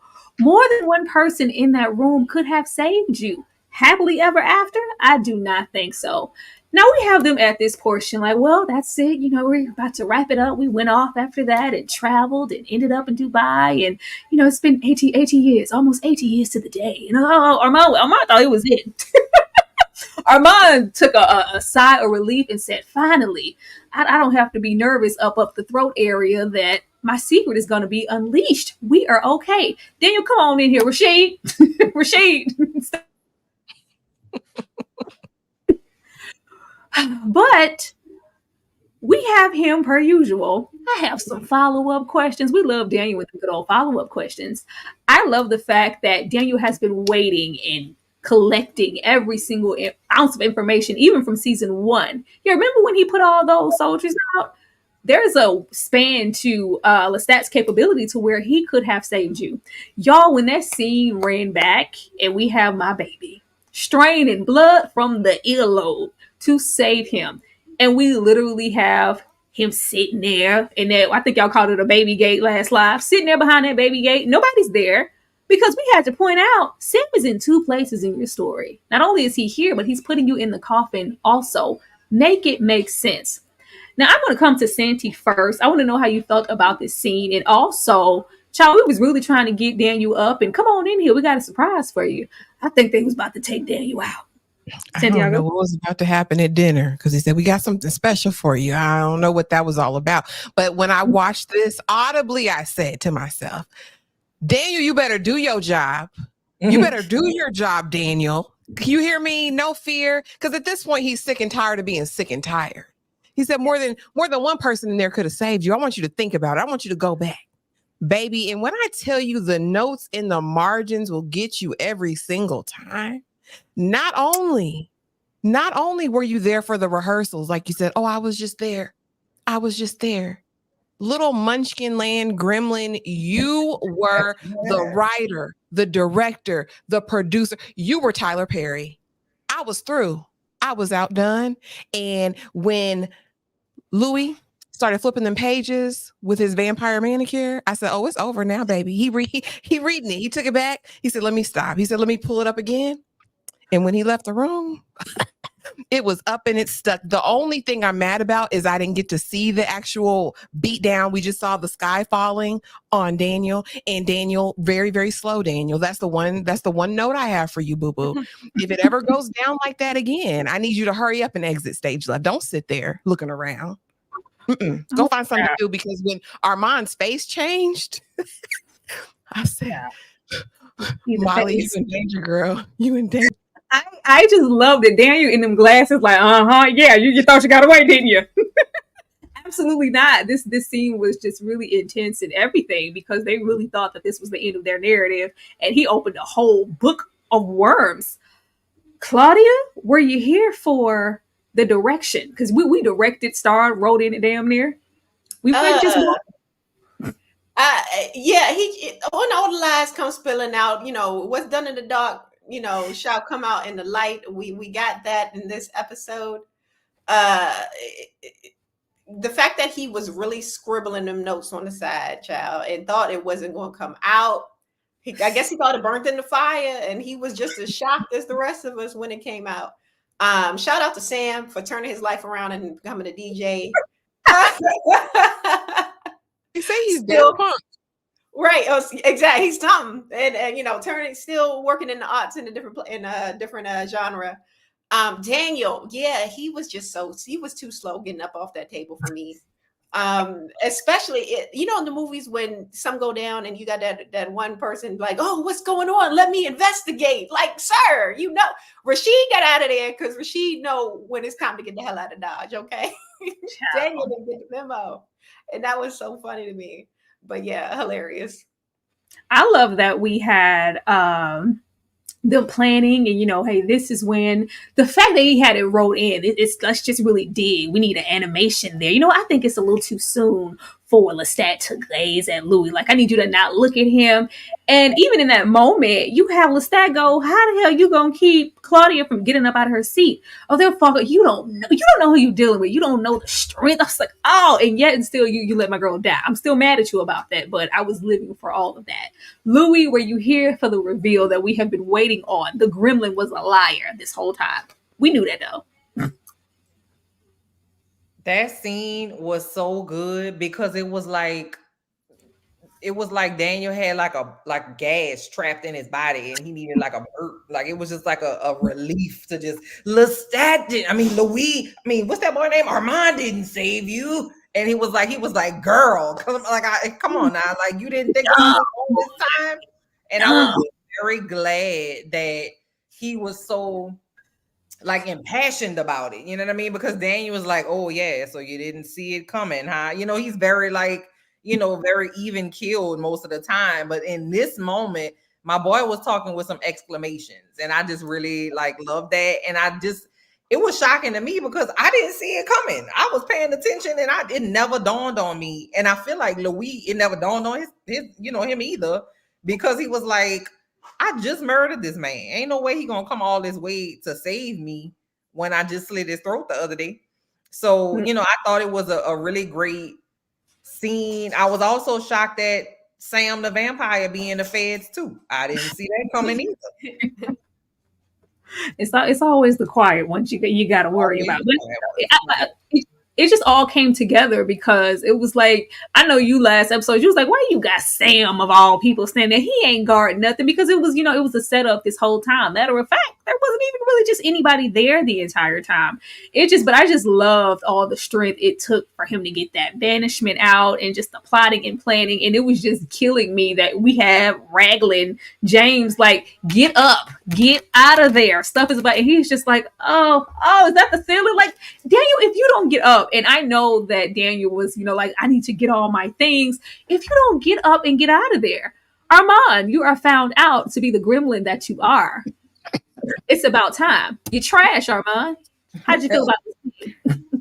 I mean, he had everybody fooled for almost 80 years. I mean, y'all should be giving him an Oscar, okay? This play was the talk of the town, okay? They are digging up in the archives to find out about this play and the theater and how it burned down. Where is the Oscar for best writer and director and producer, okay? Everybody believed it for decades, okay? That's some good writing. That's some good directing. If somebody believed my foolishness for over 70 years. No, this is sick, Armand. You was gonna let the love of your life just die? What kind of love is that? I mean, do you think that maybe Armand knew? I mean, he had to know, but do you think that? Well, never mind. No, he didn't know. Never mind. That might save him. Absolutely. Yeah. Even just lying at the table, I could finally say now that he loved you. Like, the fact that he took credit for it, that is so trash. And then we have him straining for dear life, like one of the X-Men, like he was really doing something. This was all a lie. An Oscar-worthy performance. Y'all not seeing it? He sold it. Everybody believed this. Almost 80 years. Okay, it was in there, and Daniel wouldn't even have found it out if it wasn't for the Talamaster. Okay, Daniel, you act like you put it all together. Shout out to Raglan James for giving you all the little hints. Real one, because he didn't have to do that. But I was glad because this entire show was like, are they gonna turn him? Is he gonna get out? Is he gonna die? Like, he needed something to make sure he limped up out of there at the end of the day. This was the smoking gun. I had to protect myself somehow and also save my friend Louie in the process, because they had grew close about this time. I just really wanted to know what they was gonna do for dinner and what they had planned, because it sounded like they was gonna take my boy out, but we didn't get that. We did not get that. But this revelation was absolutely amazing, and I just love seeing this look. Y'all look at Armand's face. What if he was trying to? What if he was trying at the same time? What was that for? What was that? What was all of that for at the bottom? What was that? This was a team effort. Trying to get that Oscar. This is Oscar-winning acting right here. Y'all see how much y'all believe it? That's how y'all didn't even know Lestat was over there in the corner, ear bleeding and all, trying to do this. Look at Armand. He said, "Look at me. I am the star." You see, this is acting, okay? Action. Give us more emotion. A real actor, baby, because he needed to lay low. He's the real actor here. That's who the award should go to, because we didn't even notice it. It was just like, and I love the direction of the show in this episode. They really played on our intentions and thinking, like, even though he's a liar, he's this and he's that. We just thought this entire time he didn't want to save Claudia because he didn't want to save her. We know why, but the fact that you were going to let Louie die and you planned it and orchestrated it and directed it, you Spike Lee this whole situation, that is sick. Look at that. You see that improv? That face wasn't even planned at the beginning. But when you see that audience trying to change their mind, he said, "Let me do something real quick. And let me act like it was me, because this wasn't real." Y'all think he put a little something on it? Y'all think he put a little with the assist? He put nothing on that. That was all my man sat down here. This was all him. Like, the fact that he decided to take credit for it, though, says a whole lot about, his one cowardly act. You've been a coward for quite some time, and it's really unfortunate, Armand, because you're so pretty and we love you. Why you gotta be like this?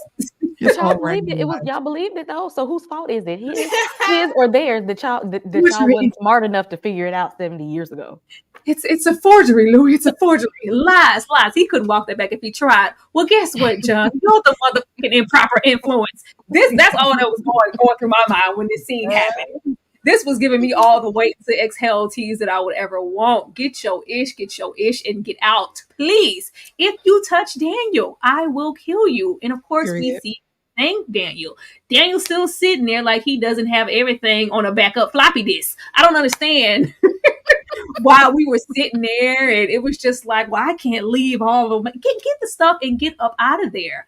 But we have him get beat up. Oh man, I wanted to see it, but rightfully so. When I come back, you better not be here. Claudia, were you here for this? Yes, I was here for. I'm looking at Daniel in this picture.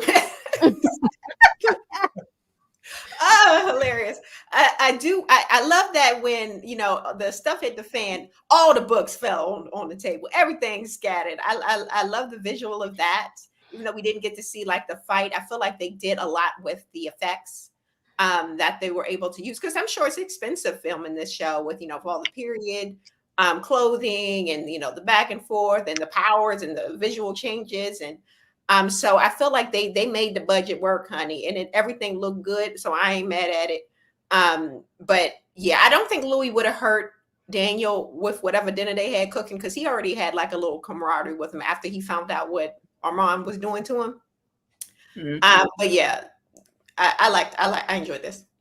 I did. I enjoyed. I was like, finally, Louie, some autonomy. This is what I wanted. It's just like a whole transformation happened in that moment, and he took back a portion of himself that's been missing for damn near 80 years. I hate that it took this long to get here, but this was absolutely everything. Louie, you showed out.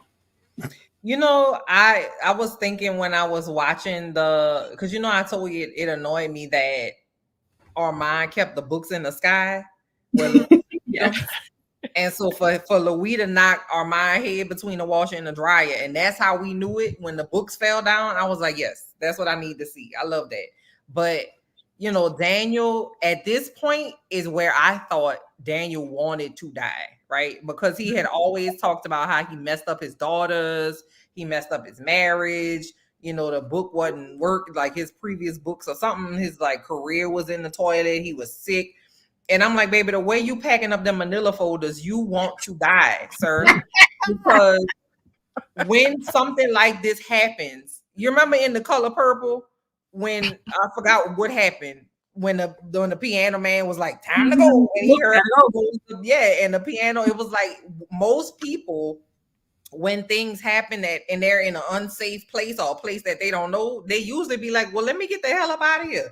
Daniel was like, let me pack my bags, take a drink of water, run to the bathroom, go check on the people to see what happened, and then I'm going to leave. That's when I figured that Daniel probably wants to leave. But I was so glad that Louie finally stood the hell up, okay? And I realized that he, I guess, was punishing himself, right? Like him being with Armand was his punishment. And we saw what Lestat's punishment was later on in the episode. But at this point, he probably was like, I don't need to punish myself anymore. Yes, players mess up. Okay, I made a bad choice. I was not a good father and a good brother and all the things. But he's been manipulating me this whole time. And it's time for me to stand up and go do whatever it is I need to do in my vampire life. So it was good to see my boy coming back. See that picture down there with his nose flared up? That's New Orleans Louie coming back. That's the pimp hand strong Louie. That's 7-wall Louie. Armand, how did it feel to get your head knocked between the washer and dryer? Wait, because first of all, who you talking to? Who is you talking to, Louie? Who? Okay, you, Bookie. Come on, don't harm Daniel. You the one with your beautiful eyes and flawless skin. We talking to you. Is this a divorce court? Divorce court? Like somebody said, I'm leaving here with something. You take that tree and you take that tree. That's all you need is that tree. Yeah. I said, before I leave, I'm getting my tree and I'm leaving with a fledgling. Okay, I'm leaving here with something. Because who you talking to, Louie? You still ain't got me. Okay, you should have took Daniel with you. And now I have a fledgling and we're connected for life. Okay, You and your little best friend, he's connected to me for life.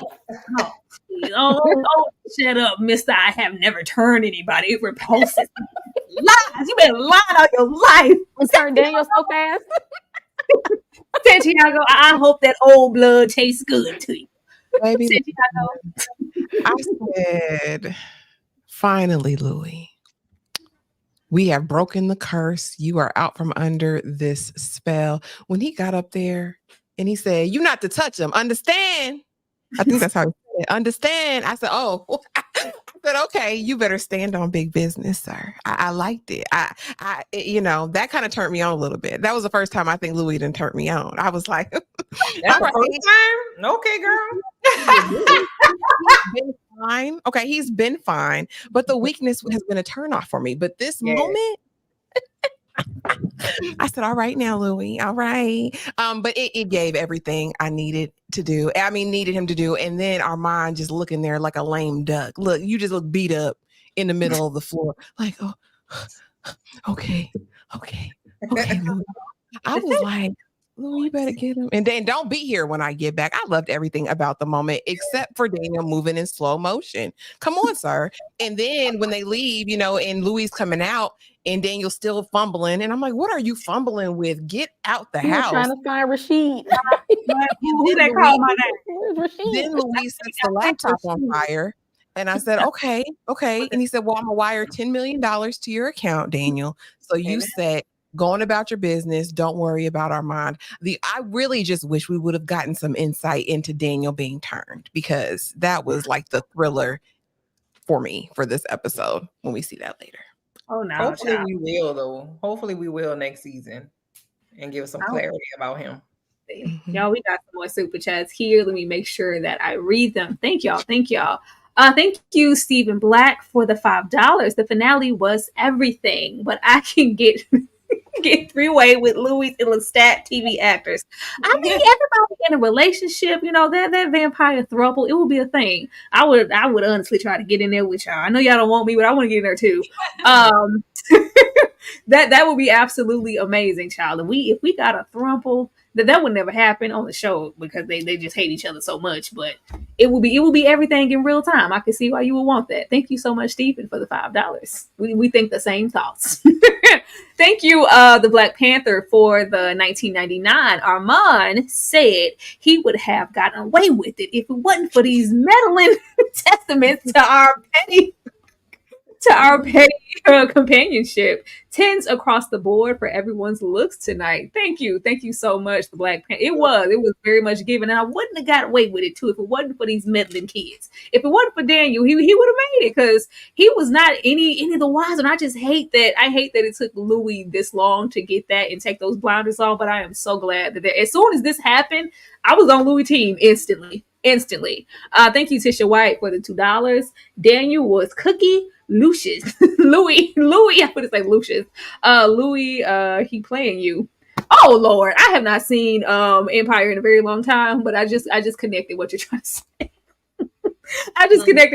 say. Thank you so much for the $2. It was definitely giving a Cookie. He playing you. Boo Boo Kitty playing you up in here.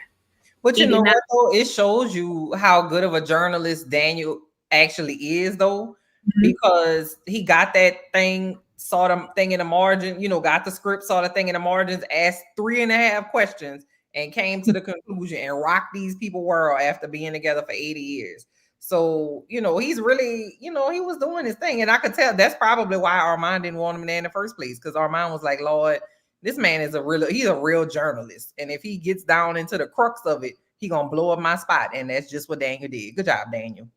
He better all that love that was fed into him when Louie was all burnt up in 73. He better be the best journalist that he could ever be. But I want to show y'all some more love real quick for the engagement, for the super chats. We currently have 450 people here in this live, and we love y'all for it every time. Speaking of Akasha, we will see you guys in a second. We'll be right back. Take this overboard now. I want you to feel that heat.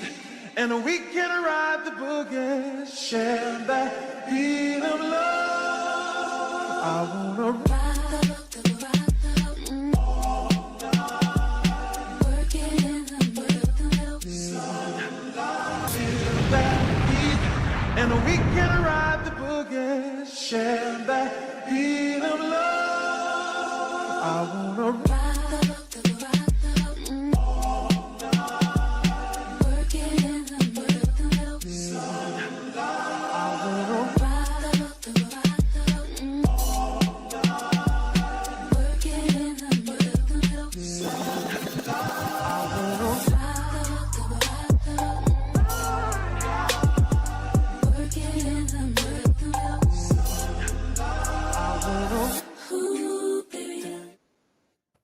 Shout out to Akasha. Love me some Aaliyah down. I cannot wait to see the show's interpretation of Akasha and get more into her story, hopefully. And I don't know if it's going to be season 3 or how they're going to play that, but I feel like our girl needed her own little montage just because she was mentioned here. And I love me some Akasha down. Aaliyah did what needed to be done with that character.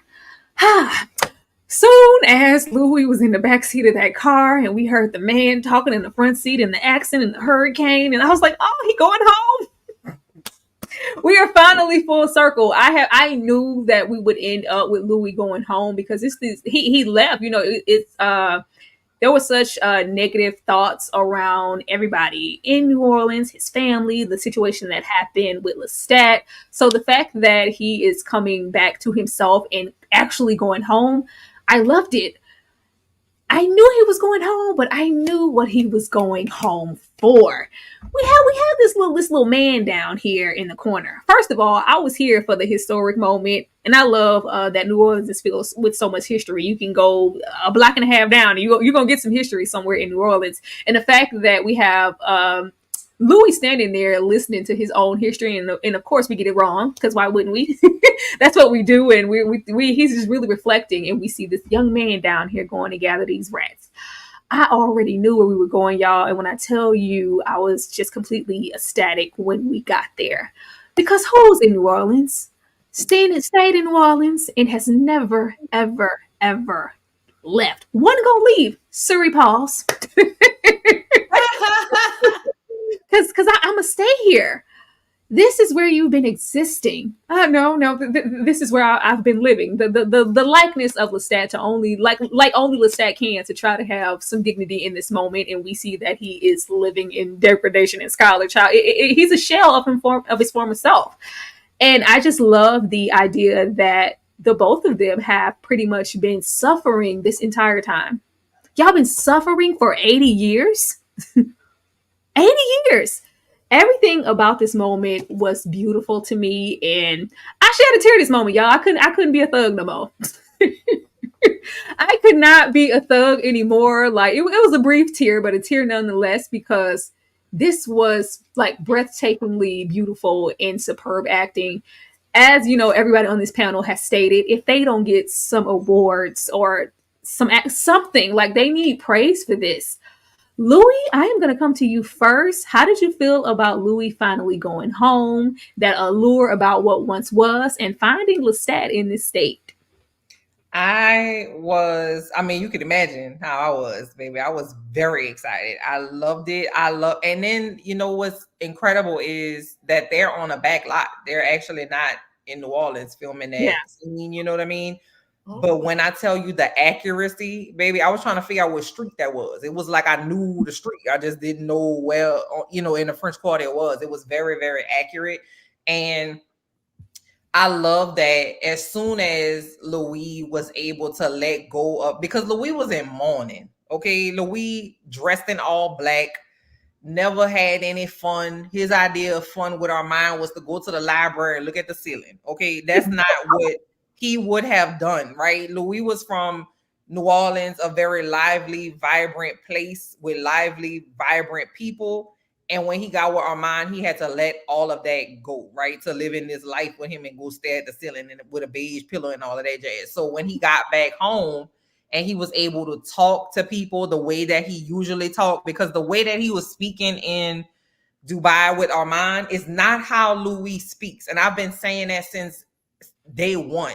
It was abnormal, and it just seemed like it was like he had on the wrong, it was like he was cosplaying as somebody else. So for him to go back to New Orleans, talk to his driver about going to Essence Fest, and he was like, oh, 2 on the floor, huh? And I was like, yes, Louie, yes, boy. I was so excited.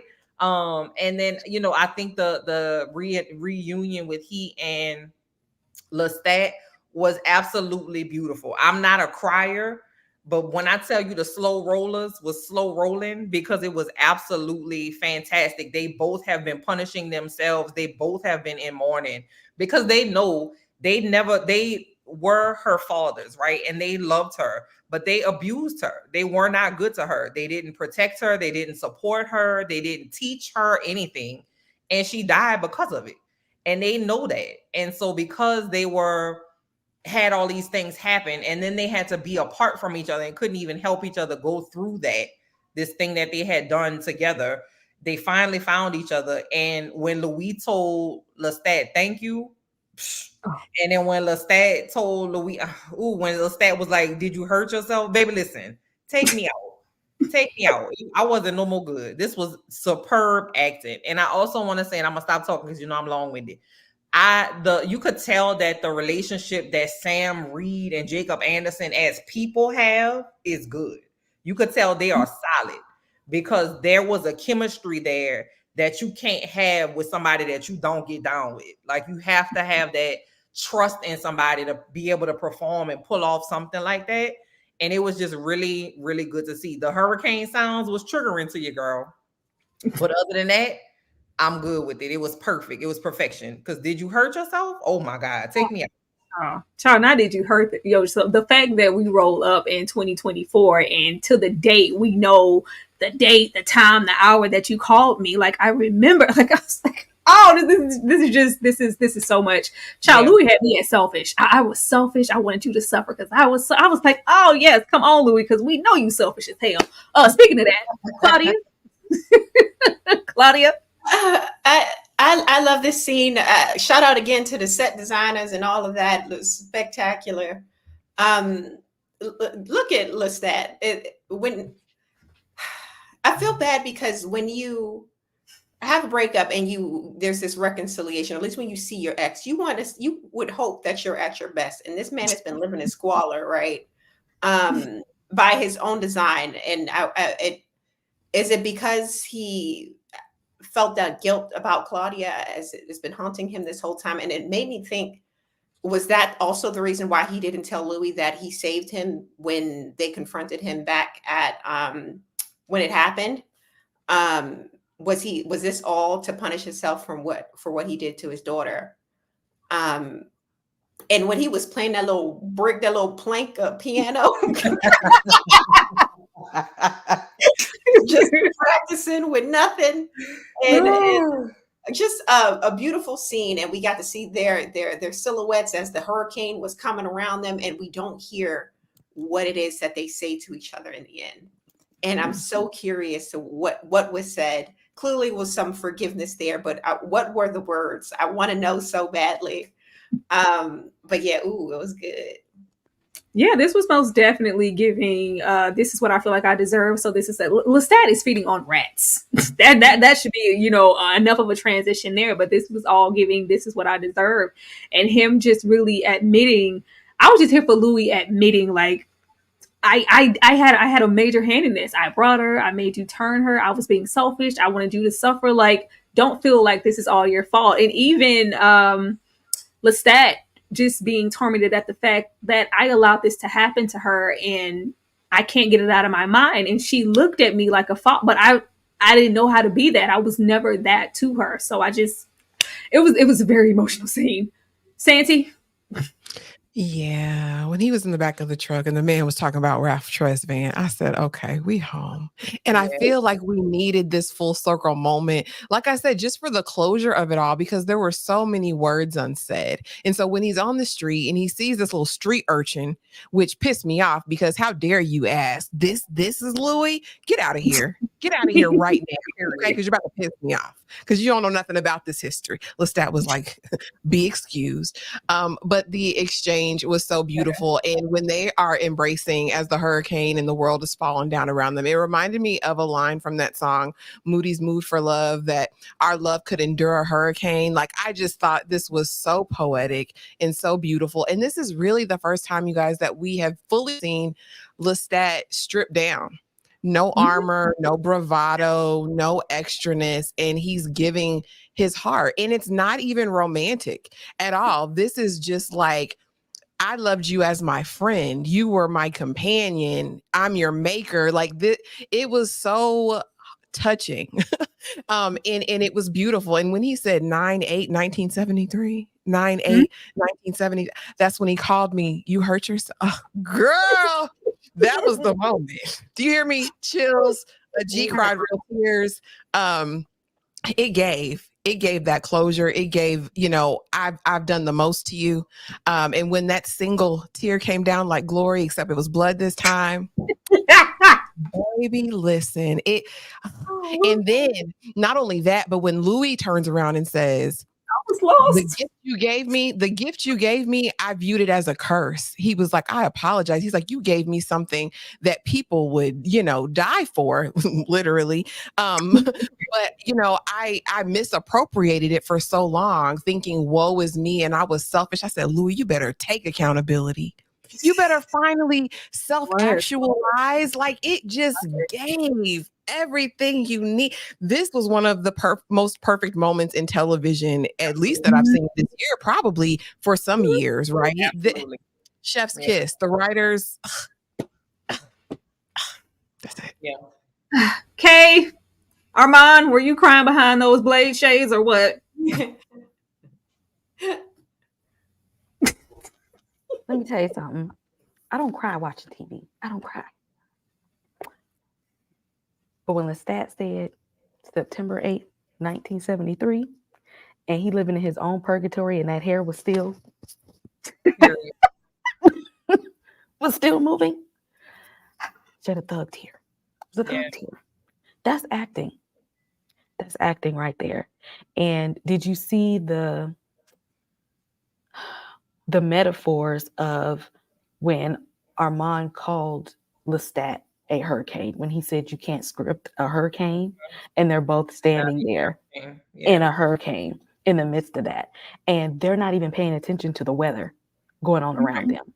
They're standing firm in what they're talking about. It's like, I only see you before me. I don't care what's going on out there. This conversation needs to happen. Me and you gonna be good. And I love the cinematography of that moment, because even us, we didn't even care about the hurricane in that moment. We didn't even care. I All cared. we cared about was that conversation. I cared. It was triggering me. They needed to put a trigger warning on that, because that really was triggering to me for real in real life. But I get what you're saying though. Most people ain't got my little trigger, so this was beautiful. And I don't even like how could we ever top this in the show? Like, this was outstanding from every single point. That just the accountability on both parts, because we know Lestat is good for avoidance. And it's just like, why didn't you just tell me that you're the one who, like, I left you with Armand? How safe could that be? I left you with that gremlin. And that was also, to torture myself. How dare I let that happen to Claudia? And what I'm supposed to walk away with you and live happily ever after and say, I could save you, but I didn't even bother to save Claudia. This is what I deserve. And just Louie grew 50 times for me in this scene. Like, just as soon as, first of all, when he pushed our component up there between the wash and dry, that's when he really grew for me. But this is when he was officially standing on business. I was like, he's a man vampire now. He a grown vampire. Right. Granted, we've been alive for how many years, but it was just like we matured so much, and it's just, I can't wait to see who Louie becomes, because he's just so strong here, and I just loved all of this. But yes, it's not like me to brag about my virtue. I knew you'd figure it out sooner or later. Daniel, the leather jacket and the scarf. Say less. Child, now look at here. I didn't need this little reveal, honey. I didn't need this little reveal. As soon as we put the camera on Daniel, he's promoting this book, and I don't care what's being said. We cussing on what looks to be national television. And it's just like, you have made a mockery of your strong name as the author. Nobody believes him. And of course, we knew that little burning of that laptop wasn't going to be nothing. We always knew that a person like Daniel was going to have everything up on a backup. But we have the reveal that the Daniel has been turned into a vampire. The lousy gremlin Armand to spite this whole situation. But I knew right off the bat when our homie wrote it. When did we ever know Daniel to have any swag? When he had on shades, like what? Excuse me. It was given. I'm living my best life and I'm turned and I'm trying to get out of here. You better say something good about my book before I put my veins in your neck. But we do also find out that Louie hasn't even bothered to read the book, and while we have Daniel going on about a part 2 and you can do a little, it's like this shouldn't even came out. Matter of fact, every single vampire, east, west, north, south Dakota coast, is on Louie's top. You are letting out those vampire secrets. We are coming for you. Santi, I'm going to come to you first. How did you feel when the Daniel took off them shades? Baby, I told you he had the Vampire 3000 manicure and his stunner shades. I said, oh, it's over. Daniel done been turned, and he had more bravado than he normally has. He was a little bit more holy than he normally is. I said, oh, so I said, this is a vampire, Daniel, and I was absolutely here for it. He is with the ish for real, and this is all he needed. He was like, I just needed a platform. Listen, I just needed immortality to be my best self. So I cannot wait to see the vampire that is Daniel go forward. Loved everything about it. Loved him getting into it with this host. He's like, I don't read reviews. I don't give a darn. I done sold 5 million copies in the last 4 months. Like, I'm not pressed. And he was like, baby, hey, Louie, baby, what's going on when we doing part 2? These checks keep bouncing back. You know, I'm trying to feed you, Louie. Louie said, listen, I'm not worried about all that. And then we hear the vampires, the council of all the great vampires. And I'm like, oh, Lord, here they come. They finna come get them. Loved everything about this. Loved it. And he's like, I'm sorry, Daniel, that, Armand did this out of spite. And Daniel he feeding on the phone call. I said, really, Daniel? Really? I'm just happy to see it because he didn't get turned, way back when in 73. But we got that feeling that just throughout the story and him being so invested, Daniel, I feel like he wanted to be a vampire. It's either be a vampire or die. It was either one, and we still kind of low key did one and the same. But I thought this was always how he was going to end up. So I was just really, really excited to see it, and I can't wait to see who he turns into, because we can't put an age on it. Who said you had to be young to become a vampire? Well, I don't know. They got them little rules in it, but forget them rules. Forget them rules, okay? I love this. I love this. Armand, why you do this? I mean, look at Daniel. Daniel was. I ain't never seen that much hand action from Daniel. Daniel was in an interview like this on TV. He was like, and I'd have sold this many copies, and I'm a bestseller. And did you even read? Tell the people about my book. He was giving us nails all in there. And everybody that hang around Armand just start wearing black all of a sudden. So that was another one. Anybody that's in his range, we're gonna start wearing all black. Daniel knew in that moment that he was too cool for school. Like, you couldn't tell him nothing. He was like, this is all I need right here. Okay. And also he should tell Armand thank you, because in the book, Armand keeps all the other vampires from coming at him since he want to publish that little book. You know what I mean? So Armand is actually protecting his fledgling. Y'all don't never say thank you. Y'all don't ever say thank you. We don't know that moving forward, Armand. Never saying thank you. What I do want to know is, with the likes of the Armand being his maker, what does that mean for, like, shouldn't Daniel be like all powerful? Right? It takes time. They have to develop their powers a little more, but he could be potentially really powerful. Louie, what did you think about this leather jacket? So Daniel, he looks crazy in a leather jacket to me. Like, he gotta find his vampire style, because the salt and pepper with the leather jacket is not doing it for me with the shades on. I don't need that. I like Daniel dressing like he coming from church, gotta stop at the post office, or like like running errands kind of thing. But I knew because Santiago, I agree, because he has a vibrato and a swagger that comes with, who gonna pop me? Like, what you gonna do? Like, if I cuss on TV, okay, I mean, what you gonna say? Like, what you gonna do? Say something to me, I'm gonna murder you. It's gonna be over with. So I like that part, and I also cannot wait to see Louie be annoyed by Daniel, because I feel like Daniel gonna call Louie every 5 minutes on a vampire line to ask him a question or like, hey, let's get together, let's go hunt together. Like he's gonna be like an annoying person to Louis, and I can't wait to see that because New Orleans Louis is back, and I feel like he's gonna block Daniel on the vampire phone. So we'll see how that comes, but I can't wait to see what powers he develops because I do think because Daniel was so mature when he was turned that's gonna work in his favor as a vampire. Like whatever powers he develops, they're gonna be even more powerful because he was already very quick-witted and smart as a human. So he's gonna be pretty unstoppable. I can't wait to see it. I hope that he and his maker get into a fight though, at least at minimum. I can't wait until he meets Lestat. I want to see that. I want to see that. Claudia, were you here for the shades, the leather jacket, and the scarf? I'm here for Daniel getting his life. Like this is Daniel.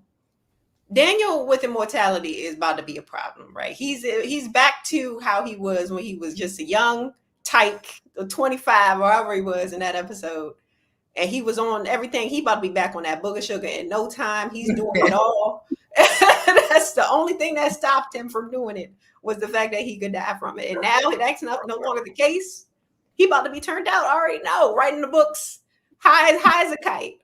But I do love that he didn't, meet his end permanently, because I would have been so sad if he died at the end of this season. So I'm glad we're going to see a little bit more of him, hopefully, in the next couple seasons. Absolutely. And we end off the only place we should end off with our main man, Louie, not only stepping into his own, but I was so happy to see that tree was gone. I am Louis de Pont de Loc, and I own the night. Yes, Louis. Yes, I was here for him throwing that tree exactly where it belongs. I hope he just lit a flame to it and just let it glow, because Armand was so proud of that little raggedy tree. Hopefully he carried it out there on his back with the rest of his belongings. But the fact that we have Claudia's dress back there, immortalized there, we have that painting of Paul. It's like, yeah, this is no longer our little, like, no, I'm making this place my own. Even the way look at that sweater. We ain't never seen that much color in Dubai. Look at this sweater, these looks, like the way that he was handling himself. And it's just like, get out of Dubai. Don't you want to move? Shouldn't you go into hiding? People are coming for you, and let them come. I'm Louis. Try it if you want to. I loved every single ounce of this, and I am so happy for Louis. I am so happy that he is not suffering being Rapunzel in that tall tower anymore, being trapped by Armand. I loved every single moment of this. Okay, how'd you feel about this? Come on, Armand. We're gonna have to go on and get him a new tree, so the room don't even look the same without the little tree in there. Yeah. But I do. It just added a little character. But I do love the tribute to Paul and Claudia, because I think those are the two people he felt like he failed, as he was like he was their big brother, and he's slowly, bringing color back to his wardrobe, because Armand said, over here we wear black. Okay, this is what we do. We're Blade in here. We're in the Matrix. You gonna wear black. And so now that Louis has gotten out of the Matrix, Louis can get a little color, and it looks like his place of peace there, where he can feel like he's close to Paul and Claudia again, but also be reminded of how he failed them and what is this going to mean for him moving forward. Child, them people coming. I would love to know. Louis, were you here for Louis' transition and owning this night? Try me if you want to. Already know I was here for Louis. Say, baby, this is my address. Let me tell you about the security system, okay? You don't need to worry about that. I got a little film on the window, so it don't matter what time of day it is. We're going to be safe in here. We can scrap it out, because guess what? I own the night. And yes, you do, sir. Yes, you do, because look at that look on his face. Don't he look like he owned the night? Yes, he does, okay? I was so happy to see him getting back to himself. Because, I can't speak for everybody, but I know I have lost myself in relationships before. Like, previous relationships, you get in this relationship and it's all encompassing, and you give a little and you give a little and you give a little. And before you know it, you done gave it all, and you're not who you used to be, and you got to get back to yourself. And Louis said, he about to be outside, baby. He going to be outside. He going to be inside. He going to be upside your head if you come in this condo. And I love that for us. I appreciated his picture of his brother in the dress for Claudia. It was like, two very pivotal moments in his life that he's acknowledging, and he wants to keep them close. And when he gonna stick his toes in the sand, baby, he concocting a plan, coming up with a little plan, and that's exactly what he's doing there. And I love his sweater. He had beautiful furniture. I love the whole vibe. Okay, hopefully he got like another penthouse in the same building, because I wouldn't want to be having no Armand like vibes in my house like that. But I don't know. You never know. But I'm glad to see the boys coming back in next season. I don't know how we're gonna do it, because I know we getting Rockstar Lestat, Party Like a Rockstar. But I hope we get to see them coming for him, because how the hell he gonna do that? Louie not all that like that for him to be like they had a Jamaican vampire. Do you know how scary a Jamaican vampire probably is? Baby, I would never want no smoke with a Jamaican vampire. All the continents were making all kind of noise. I was like, all right, I hope we don't just leave that narrative and drop it, because we stand a whole lot with this ending scene. He said, I got some tea on the window for the sun challenge. Come on in here. Try it. Santi, were you here for this? Oh, you already know I was. And you see Armand butt got out of Dodge. You see he left the spot. He wasn't nowhere to be found. But yes, I loved the memoriam to both his brother and to Claudia. I liked him going in there, honey, putting his feet in. He said, let me get grounded before I read y'all down real bad. And for some reason, I feel like whatever blood he's had access to has done something, right? And then feeding on Armand and the other things, getting his new power gifts. I mean, he's feeling himself. He's feeling his big one, but I loved it. I'm in Dubai, penthouse number 6, 22851. The code is 2121. Right. Come see about me. I'm not going anywhere. Like I love this Louie, because I'm not going to keep running. Like I'm not going to keep what he's been doing for this entire time. Even with Claudia, right? They were running here and there after whatever happened with Lestat, him and Armand, traveling the world together. He's like, I want to get home. I want to plant roots, and so be it. Y'all got so much to say. Y'all steady rapping. Ain't nobody did anything yet. Daniel said, don't you want to move? He said, no, I'm going to sit right here. Come see about me. And I loved every single moment of it, because I'm not about to play with y'all, and I'm not about to run. Right. It is what it is. Let the chips fall where they may. And I loved it. Because I got hands, because I'm from the 7th Ward. Claudia? He got fire. He got right. I don't know what else he got. Everything, Claudia. I love that he does keep these mementos of his, his brothers and his sisters, right? I love that. And I can imagine that there's more around the home. But honestly, I felt like I wouldn't want for him to make this his permanent space. I feel like this could be very triggering and traumatizing if you're forever in the space where you have to remember the things that you've done in that way. But I do love that he stands his ground when them folks was trying, like talking smack about him through the telepathic grapevine or whatever. I love that they are planting the seeds for when it happens to Lestat, because they really didn't like Lestat when he was telling everything, all the vampire tea and his music and everything. Mm-hmm. So I think this was a good way to end the episode. We got Louie being himself again. And yeah, I can't wait for season 3. Absolutely. I'm gonna get into this last slide. Let me read these couple of super chats down here. Kiwi coming through with the $49.99, showing us love once again. Thank you so much. Ladies, here is the rest. I wanted to send for the group plus a little something to help cover the little sticky finger YouTube text. I'm glad you know about that, Kiwi. I'm glad you know about that, Kiwi23. Thank you so much. If you guys do not know, especially us who push more for the Cash App situations, YouTube takes a very large portion of our super chats. They do. So thank you for even thinking about us in that way and looking out. We really, really appreciate it. We got another one here for $9.99. I love Louie in the last scene. If y'all come for me, I got something for that ass. Hashtag gangster. I'm a native New Orleans, and Oh, so I love that Saints cap. Who that? It was like he's officially home. He had me at Essence Fest. He had me at Essence Fest in Rap Transfan. Thank you so much. 60 plus at DD. Thank you. 60 plus. What high school you went to? Drop it in the chat. You know, that's how I know. What high school you went to? She might know you trying to see something. We got one more here from Tony Roberts. Thank you once again for the $9.99. Louie was like, there will be some slow singing and flower bringing if my burger alarm starts singing. It was given, who is this paging me at 5:46 in the morning? Crack a donut. Now I'm yawning. Wipe pull up my eye. Hey, see who's this paging me? Why? Oh, man, pop from the bottom. I'm sorry. They want to stick you like fly paper, Louie. It ain't happening. It ain't coming from my mans. Y'all, I cannot believe we are at the end. It's bittersweet. It is absolutely bittersweet. It has been a joy talking about this show every single week. We got the Talamasca, we got Kasha, we got Lestat. What is next? I just want to say thank you. It's sad, but we don't get TV like this every day.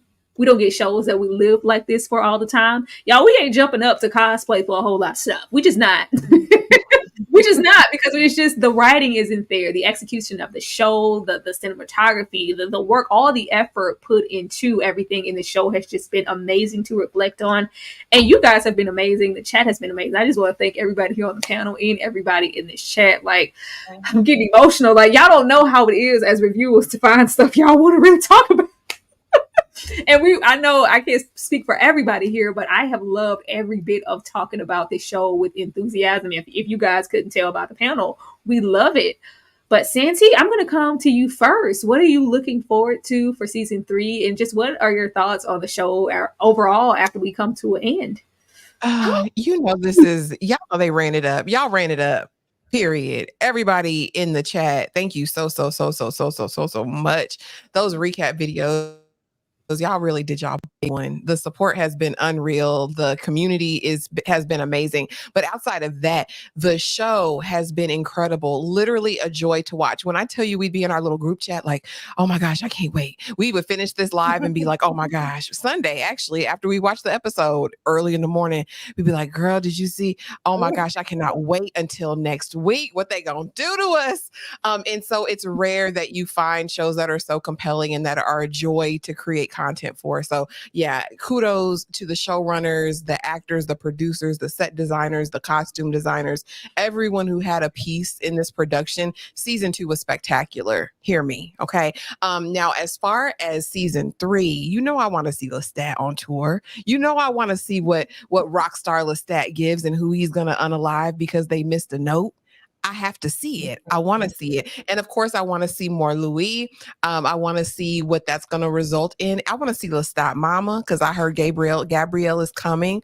I want to see the other vampires. Listen, I want to see them redheads. I want to see all of it. Everything that they have in store for us, I want to see it as long as it's done well. They have a lot to live up to for season 3. Ciao. That's the kicker there. How are you guys gonna keep this momentum up, or how are you gonna outdo? Ain't no outdoing that scene between Louie and Lestat. That's gonna go on down in history as the best situation ever to be on TV. Louie, what are you looking forward to, and what have you thought about the season just overall? This season overall has been, again, like you said, Santiago, a joy for me. This is bringing back my feelings about old school TV that we used to watch back in the day when shows was really doing a big one. Everybody has done a phenomenal job with this show. I said in a comment on another video somewhere, we have to determine as a community whether we're going to be the I told you so crew or whether we're going to keep it cute when everybody starts to come on board when it goes to Netflix. Because when it goes to Netflix, it's going to be a phenomenon. I'm just, it's going to be a huge deal. But that does give me some concern because when things get big, they start changing the formulas, changing the recipes. They do things differently. They want to add a lot and take away a lot and do the most without doing enough. And I don't want them to, they have literally a perfect recipe. Don't change a motherfucking thing about the way you do this show, because it literally needs no changing. Just do what Anne Rice said, take some liberties and put it on the screen and let us have it. But the season was great. I cannot wait to, I don't even know what the hell Rockstar Lestat even means, but everybody says it, so I say it, but I don't know what that really means. Like, is he really gonna be in a rock band? Is it gonna be like smooth jazz? Is it gonna be yacht rock? I don't know what it's gonna be. I don't really care, but I'm excited to see it. I just want to make sure we get Louie in there too, and I want to make sure that I get as much of Sam Reed's face in the screen as humanly possible. I don't know, Louie. I've seen everything from pictures of Louie to the liking of Tim Curry in Rocky Horror Picture Show, or I think it's Hedrick in the Angry Inch, or it's going to be massive. And the only thing we have to go off of, if you aren't in the books, is the rock star that we get in Queen of the Dam. So anything else can like outdo that. Because we didn't execute that as well as we could. So I really think it's going to be amazing. The Lestat that we know as a rock star, child, it's gonna be crazy. But I'm hoping that because we don't get a whole lot of Lestat here in this season, so I'm figuring that third one is just really gonna solely focus on him. But I hope that we don't lose, especially when Louie made all his progress. Right. I hope we don't, lose him or Daniel, and we don't have them too far on the back burner, and they're still just as intertwined in the story as they managed to do with Lestat here. Claudia, what did you think about us covering the show this entire time, the engagement we've been getting, and what are you expecting in season 3? It's been a joy talking about this show with y'all. Shout out to the chat. Y'all are funny, and on the panel and in the chat, hilarious. So if they're going in order, it's going to be the Vampire Lestat, I believe, next. Mm-hmm. And I can't remember. It's been middle school, y'all. This is when I was sneaking reading these books. So I'm trying to remember a couple things. And I don't think that there was that. Akasha was in that one like that. It's been a minute. I could be wrong. She wasn't. They just intertwined them for that film, but she wasn't. That's why I'm like, they mentioned her here. So are y'all going to put her there too? And I just hope that it makes it to my favorite book, The Tale of the Body Thief. Once we get to that season, I'm ready to go. I'm like, they could close it and I'll be happy. But in season 3, I'm excited because I know we're going to get more Lestat. I think that Sam Reed, he is a scene stealer, and that's hard to do with the cast that's as talented as they have here in the show. And I just want to see where it goes, y'all. I want to see where it goes, what they do with it. And I am kind of scared, though, if it gets more popular, that, the big wigs are going to start, making some changes. I hope that that's not the case. But you see what they did to Bridgerton. Season 3 was horrible. Exactly. Yes. So, but we're going to ward against that and not let that be the case. But yeah, hopefully we see more Sam Reed and the rest of the cast. I hope not, y'all. This show seems to be a show with a lot of attention to detail and integrity. So I would hope they wouldn't just take it and go, well, now that, no, this is our baby, we're still going to handle it with finesse. I hope so. Armand, with your stunner shades on, aka wash and dryer. What are you for coming into that third season? And what have you felt about us covering just the entire season overall? Let me get my eyes out of here. Okay. I am glad that people are talking about it. When season 1 was out, it was hard to find people to talk to about it because they were like, that's a series. Oh no, I don't want to watch it. It's not going to be as good as the movie. They can't, why would they remake that? We love them. Y'all didn't even care about that movie with Brad Pitt and Tom Cruise. They didn't even like each other. They had all that tension and stuff. Nobody was even paying attention. AMC Plus, don't nobody watch that. So I am just happy people are tuning in because this is top tier TV. It's top tier. So I'm glad that everybody is tuning in to watch this. I would like for everyone to see how Armand is protecting Daniel as his fledgling, because y'all don't ever say thank you to Armand. He is protecting him because them vampires are mad. They own his ass because he put that book out when he wasn't supposed to. Louie tried to burn the laptop. It didn't work. So all the vampires is on his jock. Armand is the one out here saving his ass. He go wherever Daniel go, okay? He's out there. Thank you, Armand, for always being there. If we are following the Anne Rice Chronicles, boom, after the vampire Lestat is the Queen of the Damned and the Tale of the Body Thief. Now, we also know that the Talamasca is getting their own series. Mm-hmm. So somewhere between the vampire Lestat, the Queen of the Damned, and the Tale of the Body Thief is, I'm thinking how they're going to do season 3 and a spinoff of the Talamasca. But I'm excited, y'all. Mm-hmm. Me too. I just love how you caping for Armand even all the way. All the way to the end. So you want us to thank Armand. We got a few more super chats here. Let me make sure that I get them. Thank you once again. Lydia Wynn has been showing up for every single live, making sure that she shows love, and I really, really appreciate it. Love watching this season while watching the lives. Y'all made this little fandom. We really did. We really did. Hope to see y'all more next season. I'm down if they are. I'm just really glad that everybody that I asked to be, because they ain't have to do this, y'all. They did not have to do this. I could have asked somebody to be here or a plethora, and it would be like, girl, we don't want to do all that. Why we got to show up funeral ready? Why we got to cosplay? I just love that everybody was down for anything that these ladies have been just absolutely amazing. We got another one here. Good job, ladies. Love the outfits. This is for all of you. Thank you, thank you, thank you. A for the $19.99. We really, really appreciate it. This I just can't believe it's over, y'all. Like I'm happy that we did the live, but it's like, what now? What now? Right. What now? What are we supposed to do now?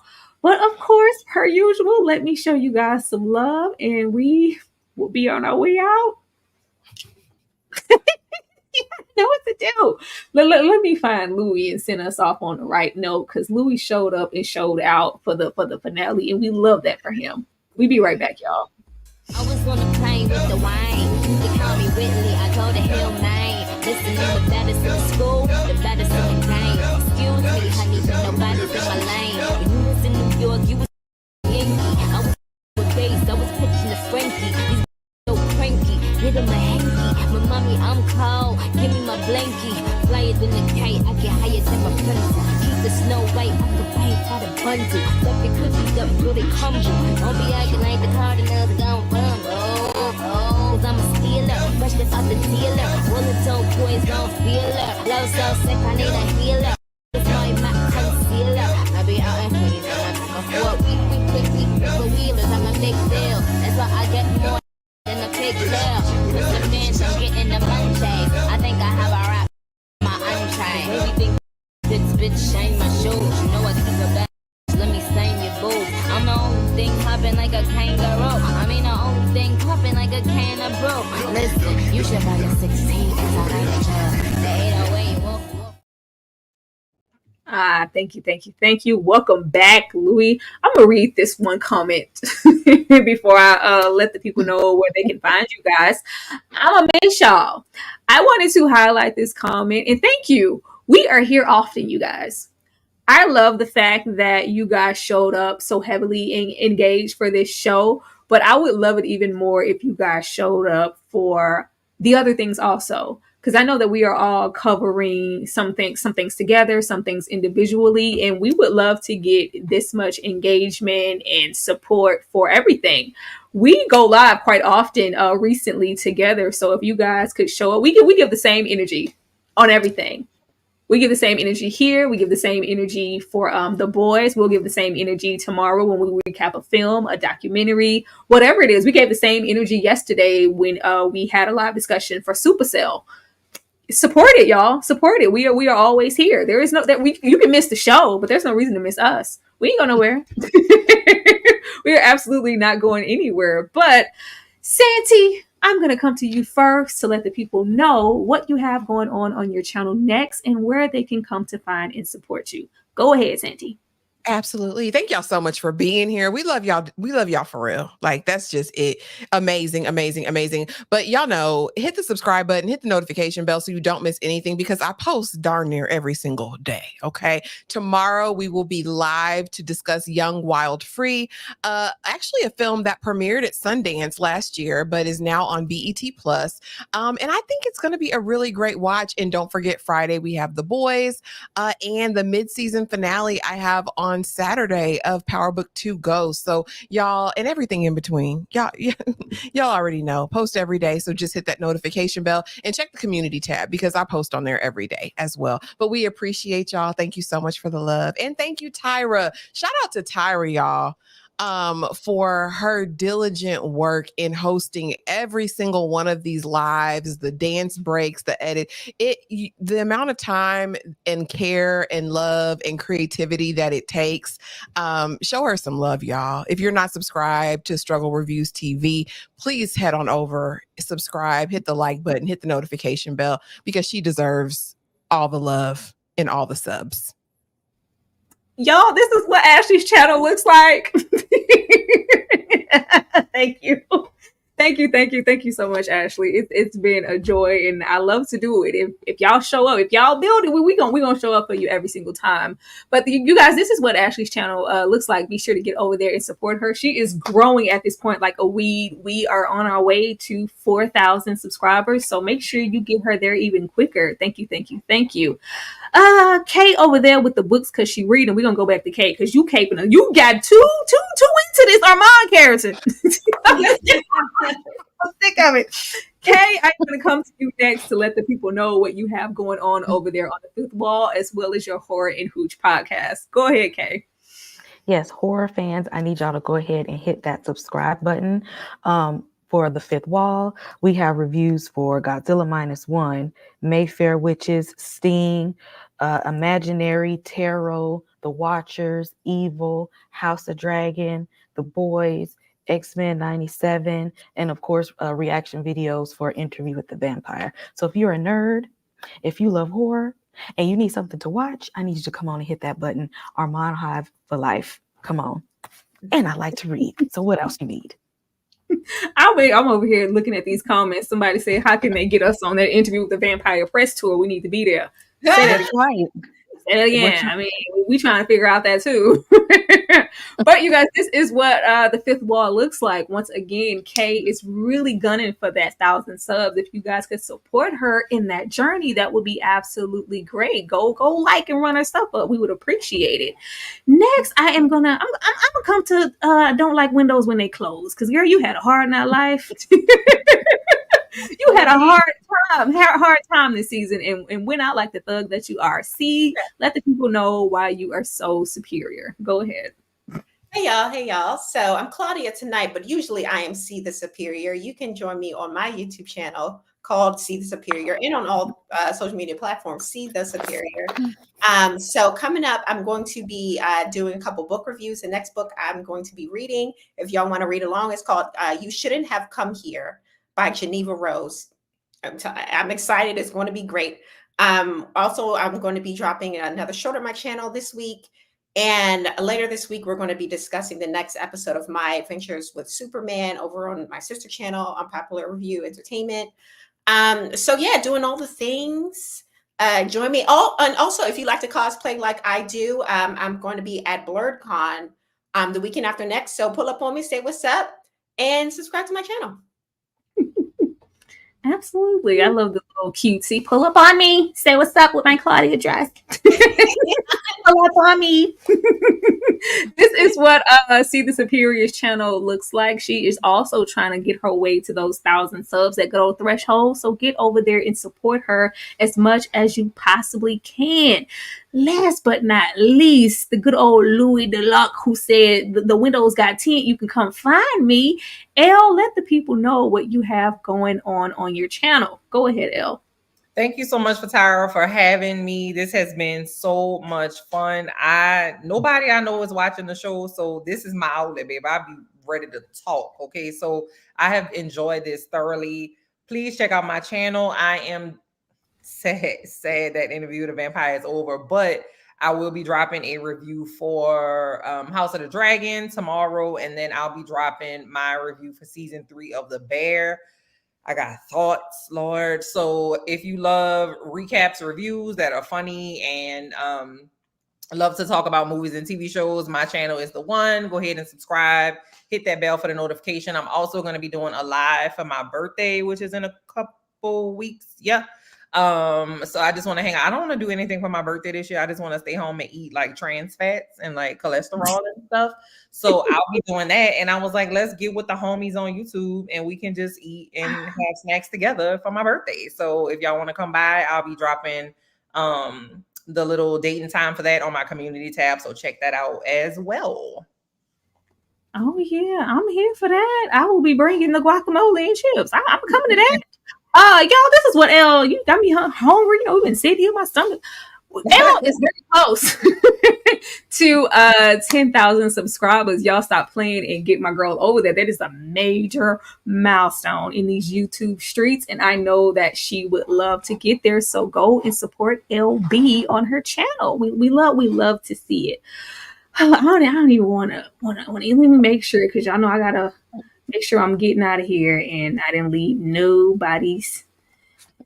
Okay, we good. I'll make sure I ain't leave nobody's super chat, because I know y'all be mad down there when I don't get you. I got everybody. I got everybody this time. But y'all, anything else before we get out of here and say goodbye for the people and interview with the vampire for the last time until it take 2 years for the season 3 to come out? Tyra, you do your thing on these slides and this music. You do your thing. Oh, thank you. Every Thank time. you. Yep. Thank you. I'll be trying to keep y'all entertained, keep that chat entertained, and keep it fun. Like, keep it fun. I'm amazed to see how many comments in this chat are saying that they didn't see anybody talking about the show but us. This is the first time they were looking. We were the only people that showed up, which is great. And that's good too, y'all, because we won't be showing up like that. Well, I can't speak for y'all. I don't really be showing up like that. So I'm just glad that we found each other and you guys were able to find us. Oh, man. But anything else, ladies? No. Nope. Thanks so much, y'all. Okay, well. Hold on. Somebody just said the boys is on. Somebody said what? See? Super chat. Don't miss them. See. I was gonna do it. I was saying, oh, thank you so much, TG, for the $2. The Boys is on. Yes, The Boys is on, and we cover it every single Friday. We cover it every single Friday. So if you are at all into The Boys and you are watching this current season, come and check us out. Same time, same place. We will be there Friday talking about it on this channel. Support us, y'all. Support us. Oh, we do a whole lot over here. Thank you so much, TG, for that super chat. That's everybody, right?